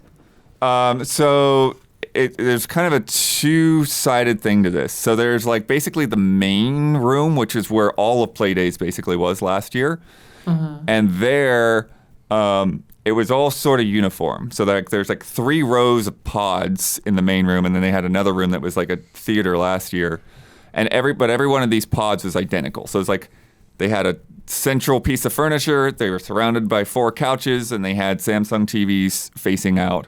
Okay. And that's what like everybody's booth essentially looked like in there. So kind of like the Sony press booths, sort of? Sort of, yeah. On a smaller scale. Yeah. But then this year, they had all of these, because basically it's an alleyway with a bunch of businesses there. So there's a coffee shop there that they used as kind of like a media center. There's a restaurant where Bandai Namco was. There's another spot where Square Enix was. I guess it was a restaurant where Amazon. Yeah. Yeah. And then, EA had a little room, WB had a little room, and so they all kind of did their own setups in those. So they weren't really like booths in the same way, but they were still divided spaces just because they were essentially like taking over different shops and stuff like that. Yeah. And then the other thing is that because of how small it is, it's just like you get that time to talk with other people, whether they're media or developers or PR or whatever, just people that are there and have a little bit of time in between things because they're not running back and forth across this giant space. Yeah. And having a lot of these conversations. I mean, we met Susie in person for the first time. Shout out. And it wasn't just like run by and say, "Oh, that's you, hi," and do a hug and run by. It's like, no, we actually talked and had conversations and discussed what we've been playing and everything like that. And just, that constant level. So it's like, I've talked to Jeff, I've talked to some of the other organizers behind the event, and it's like, they definitely have it all in mind, and I feel for them for that challenge of like the balance. We want this to grow, but we don't want this to get crazy. Yeah. But we also don't want to gatekeep. Yeah, because if it was the exact same thing, but with like double the people, it'd be chaos. Yeah. It'd be in that place. Yeah. If you kept it exactly the same, but just had more people. Yeah. And without going Yeah. to specific numbers, it's like, Yeah. you know, the person in charge of like the media attendance, it's like they had a number in mind and they pushed it like a few dozen people beyond that. Yeah. You know, and they were happy that like this is what we ended up with. You know, we like the way that, you know, the space feels and that everyone has time to do the appointments for the things that they want to do. Yeah. So we'll see. We'll see what they do going It's gonna forward. be interesting next year. I think my main hope is a thing that I don't know if they even have direct control of, but maybe different, just based on whether or not E3 tries to happen next year. Exactly. Yeah. Is I want play days to happen after every press conference. I do not like this thing yeah. where we go in Yeah. and we have to we play something, but we have to wait to talk about it because it's going to get announced at Xbox, and it's just like no. Yeah, it was a little. The week was a little like weird because it was like a sandwich thing. It's like Yeah. you had Keighley, you had the kickoff, then play days, and then you had more conferences. It's like if it literally is just gonna be the same thing next year, it's like I would rather have like Keighley's event, his kickoff on Saturday, Sunday, Monday be conferences, and then like Tuesday, Wednesday, Thursday be play days next year. Yeah. I'd rather it be that. Yeah. And actually, like another kind of thing that you made me think of a consequence of it being small is that there are some people who don't need to see everything, Yeah, and so they only came one day. that's right. Yeah. There were You know? less Yeah, day people two was a lot less yeah, people. it's a lot quieter on day 2. Yeah. And so I think that works out for everybody as well. Yeah. From James Anderson. Hey Allies, a common sentiment when it comes to showcase events is that we want to see real gameplay, but that can come in different forms. After the Star Wars Outlaws presentation, I'm starting to feel particularly jaded about the raw vertical slice approach. Demos like that are usually so choreographed and polished that they feel so disconnected from an actual player experience. And even if it's the type of game where they are representative, they set up that part of the game as, oh yeah, the demo part, whenever I finally play it myself, and it feels kind of lame. Of course, different presentation styles work better for different games, so there's no universal best approach. But in general, I tend to greatly prefer a more broad approach like Starfield got. It still had enough raw clips to judge the moment-to-moment gameplay, but it focused on explaining all the different mechanics and features without lingering on a single specific slice. That style just feels more transparent, more informative, and often better paced to me. Do you have specific preferences for what you want from showing gameplay? Okay. For me, obviously, I'd love if every damn game did Starfield, but like, so many are not going to do that. They're not going to spend an hour or even Sure, 30 minutes on a game. Like we were spoiled with that. That was basically felt like they needed to do that. It's one of their biggest games. They had to do that, and they were kind of like forced into that position to showcase it like that. Obviously, if Outlaws, same thing. They did like a 30-minute deep dive in that. Would have been freaking great. Like we asked for this all the time. Like in the lead up to like Zelda, we're like, can we get like what we got from one of these? And it took like even that small gameplay snippet from Anuma was like, okay, I get a little bit, but like I would really like a lot more. So yeah. But when it feels like publishers are mostly never going to do those long deep dives and give you like a broad selection, my next best thing is taking those vertical slices, like that at least 5-10 minutes of just straight gameplay that gives me a better understanding of what the game I'm playing. Is better than anything else usually that I see, no matter what the game is. I'd rather just have that. Yeah, I think with Starfield and compared to Outlaws, Starfield is like an insanely massive game compared to Star Wars that we know of so far, and it's like the final sell for that game pretty much, like the big time. Like we still have a long way to go with Star Wars, and to me, it was just kind of giving you an idea of this whole thing. It's like it wasn't really that long, like going through it. It was like 10 minutes. Like that's not that long, honestly, for seeing the game. Probably for how much there is in this game. And like they have to sell you on the concept first. And that's what this trailer did. So I think that's what was great about it. I agree. While Starfield is like, we've known about this game for a while, we've heard about it for a while, and it's like, here's the big push, the final sell. Yeah, because any trailer, anything is just a concept in my mind. Like you're never gonna know if that's really how it is when you get the game. Yeah. Ever. Like Also, like, I take a little bit of umbrage with the idea that the Starfield approach is more transparent because, like, speaking as an editor, you can hide way more shit cutting it up like that than in a gameplay. Obviously, you can still make edits in a gameplay like that. Yeah, Anthem comes to mind. Anthem comes to mind, but but I mean, think of any game that overpromised and underdelivered, right? It was like Cyberpunk got dozens of things like Starfield, and it came out a nightmare. Yeah. And like that was because they edited around all the shit. And like that's easy.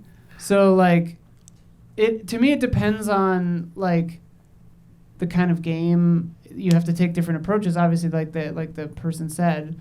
But I don't know.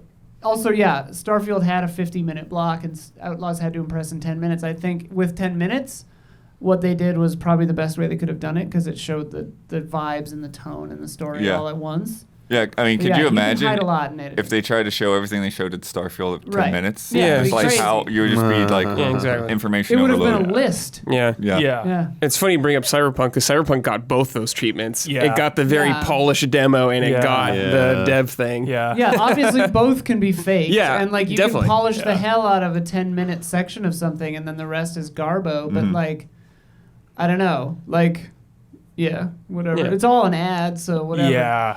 Yeah, I get not wanting to see so much of the game, like a big chunk like that, because Yeah, that but I mean, demo like feeling. when I think back to like the beats of that demo, like it really wasn't enough to like spoil that quest. yeah, and it's Like like, I don't even think you saw them steal the no, thing. you saw her right? just Like, leaving, and it's like you can you're get walking out the door, Yeah, and then and you get on the bike, and that- then you get in your ship. Yeah, and that could play out different for you too. It's like you don't get in a fight like that or something. You Yeah. don't have to do a high speed chase out of there. You know, you could have made a different Yeah. choice at the end with the Imperial officer. It's like, I don't know.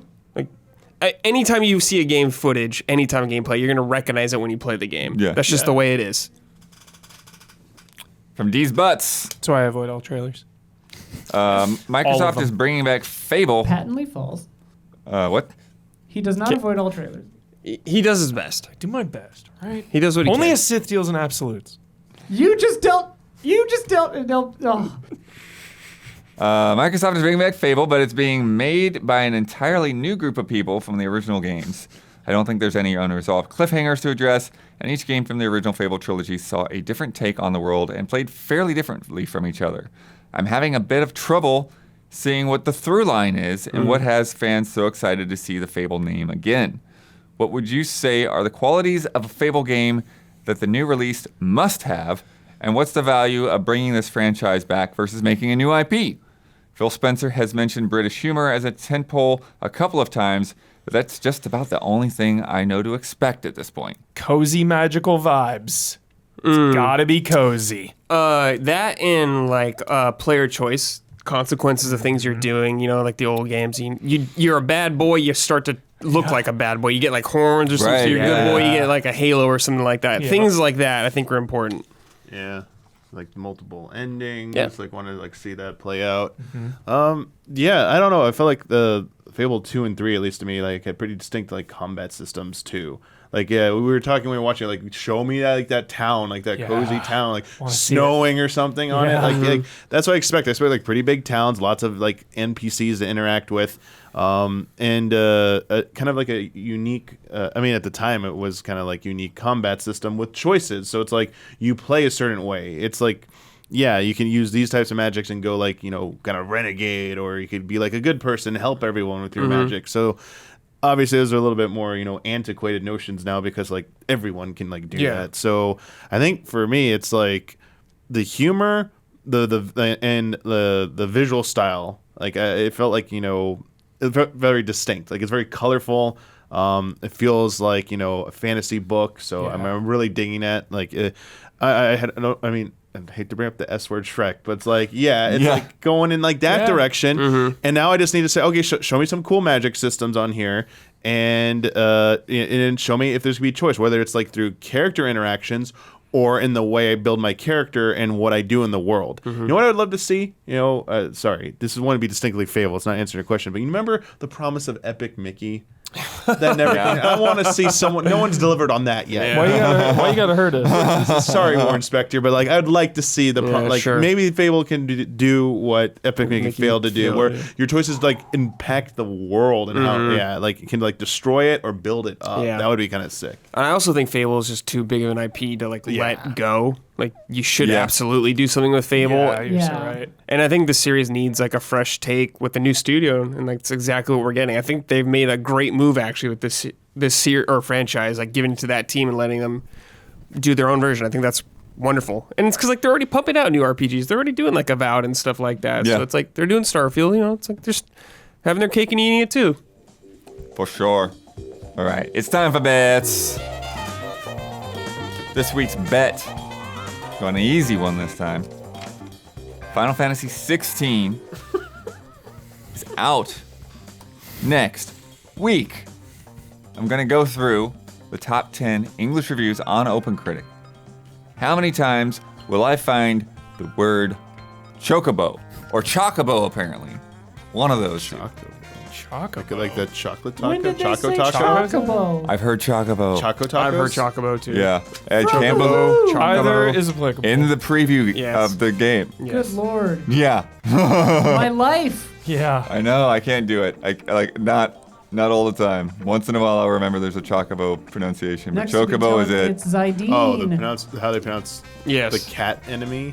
Yeah, in the trailer, I was like, oh. Cat enemy? Wait, what? So coral, it's curl. Oh, I didn't notice Ick. that. I was like, what?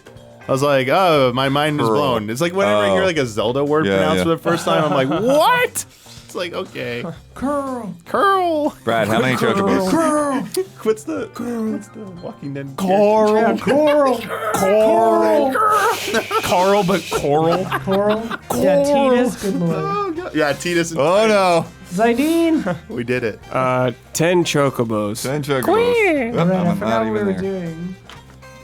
11 chocobos. Ah, Man, Damiani. we gotta start cheating. What number do you think this is? 16 or 18. What is it? It looks like a 10. It It looked like a 10. It looks like 10. It All looks right, like then 10. That What sucks, the dude. fuck, It's like an Damiani? eight. Well, What's What's so happening? Because I wrong? wrote 16, and then I got bad vibes and wrote 10. Okay. I changed it to Oh, 10 you changed it. before we Okay, wrapped okay. things Did up. Yeah. Isla? Well, I'm not a little coward. I wrote 16 for the 16 vibes. for 16. Yeah. What's Don got? Don, what do you have? 9. That's a 9, Charles. Ah, dang it. I'm also a 9. Ha ha ha. You got the Down low. 1. One Chocobo per review. I'll tell you, And the probably, high. yeah. Yeah, every review Believe has to in say it. us. Just one. Believe, all I will gotta it? say. Will it, Riggs? I think every review will at least has to mention it. At least once. I don't know, Never man. know. I don't trust some people. Not Yeah, some necessarily. people are out of their Some minds. But some of them will do it like 8 times. Yeah, Yeah. you know one Yeah. psycho is going to talk about Chocobo, Chocobo, Chocobo, farming Chocobo. I for love 8 minutes. Chocobos. But it is funny that we sandwiched somehow. You got him. Oh, wow. Last week's bet. This was a doozy. During the Starfield showcase, Oh, God. I asked how much time no. will be God. spent showing customization. Oh, shit. Could be customizing a I lost character, this one. buildings, a ship, etc. So off. When did you have the time to collate this? Last night. Brad bet 10 minutes. Huber bet 45 seconds. Kyle bet 11 minutes. All right. Isla bet 4 minutes and 16 seconds. Oh boy. Damiani bet 5 The minutes. ship effed me. Don bet 8 minutes and 5 seconds. And I bet 4 minutes and 37 seconds. Give us the high. Kyle. So yeah, Save so us. I basically, I'd already had to download the reactions because Twitch muted a thing or whatever. So I had the reactions, and so I like put them into Premiere and just like was just making cuts. Like fast forwarding Nice. through and making cuts Great. and pulling out. All right, this is customization. This is customization. So it's like we're in character customization. Okay, we're in The skill. most scientific way to do this. I love it. We're doing skill trees. Okay, pull that I'll up. allow this. We're doing ship customization. Okay, outpost. Okay, weapon modifications. Okay, but when you just Whoa, start talking whoa, about wait, what? when you just start That's talking about customization. Yeah, when you start slapping things onto guns, Yeah, that's modifying, that's customization. customization. That's You're 100%. customizing your gun. But then when they Spirit of the bet. I didn't know you were. I thought you were talking about like character. Then why would you think ship? You said 45 Yeah. seconds in a 1 hour I thought it was, presentation. like, You're character crazy and, no like, matter how you house- slice it, Hubert. Why would 3-hour thought it- podcast. I thought it was like character housing and like ship. Not You just guns. said- you guns just is said- mods. we were specifically talking about anything that is customization. What is mod We short for? clarified- It's also Huber. It was like Modification. it was also like the shortest bit because like they did a little bit of that, and then they started talking about like you got knives and you got shotguns, and like well that's just weapon variety. But when you're talking Be about honest, bud. sticking like a suppressor onto a gun, that's customization. All right. Yeah. Don't let him rattle you, blood. Yeah. I just want to make sure we're on the same page here. I did cut out anytime they were transitioning to talking heads because like you have to be showing it. You're not just talking head continuing. So they cut away. I cut out the talking heads. The one thing that kind of did throw me off, and I went The back. anticipation right now is insane. I went back and forth on. Is that I eventually, at first I didn't think I would, but I did eventually, like, if they were, like, showing a clip that's an example of the customization they just did, I decided to include that, because, like, you're showing the customization of, like, we're putting a suppressor on a gun, then you're showing me use the suppressor, like, I still think that counts. That's, like, an example It's of your... showing the. Yeah. Okay. Yeah. That tracks. Yeah. Sure. And I did not count, like, recruiting crew members. That, to me, was just, like, a little too broad. Okay. So after cutting all of those little bits out and then deleting the bits that were not cut out, I came to 7 minutes Wow. and 21 seconds, bringing it closest to Dawn, Damn. Dawn. putting our scores to Garrulous Ducks 16, quack quack quack quack quack quack quack quack quack quack quack quack, Sleepy Grizzlies 8.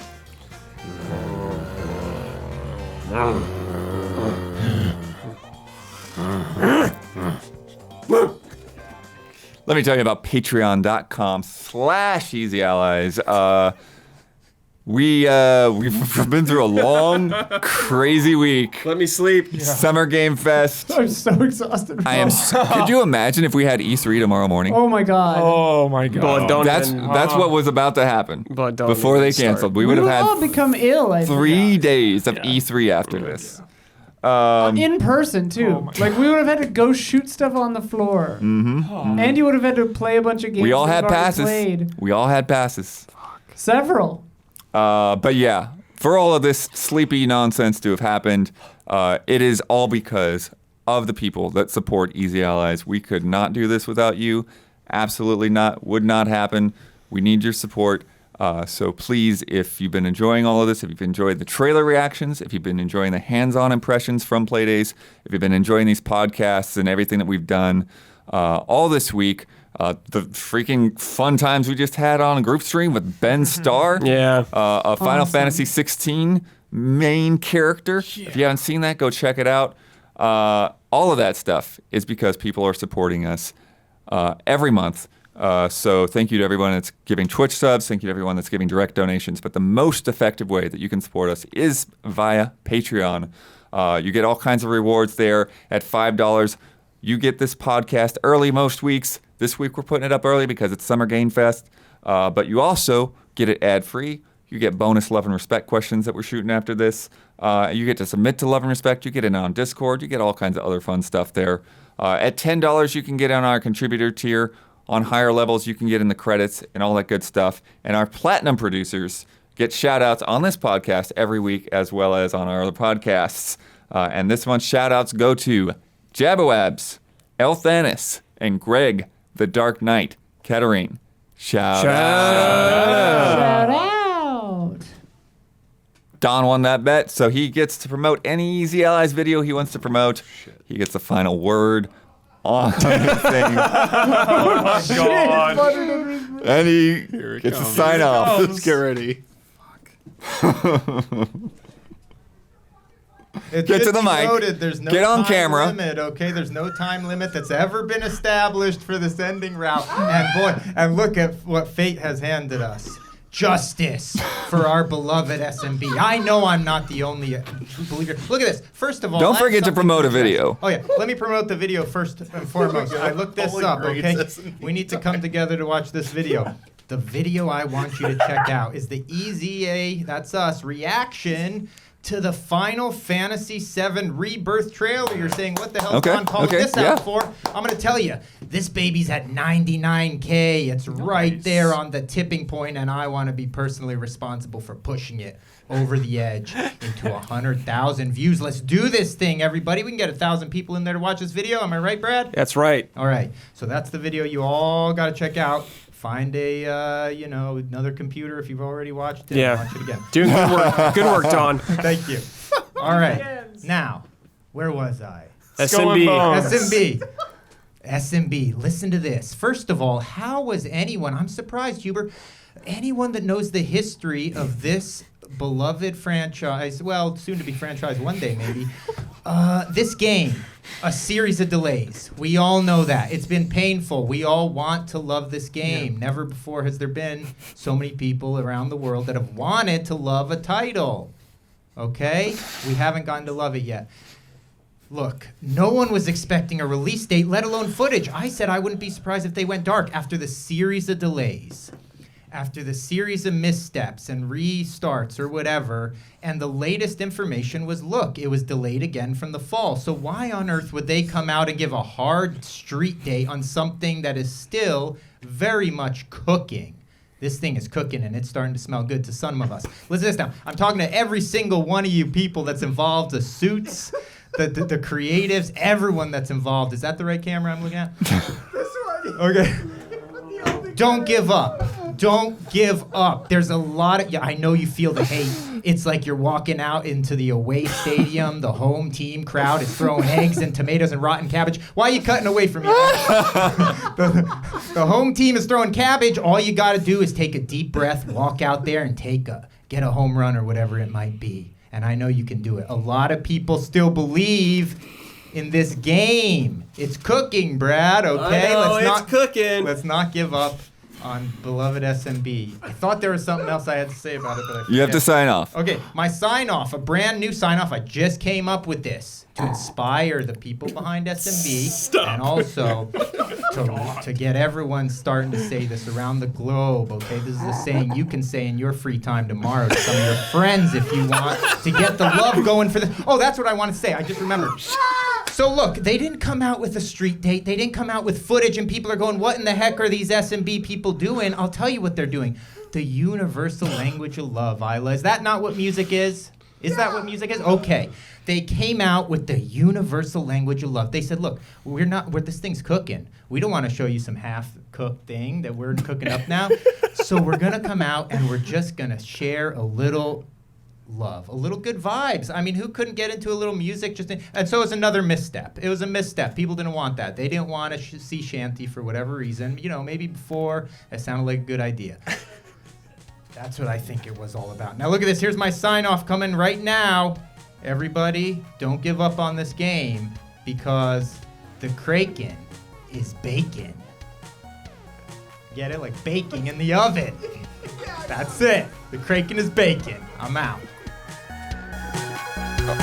Kraken?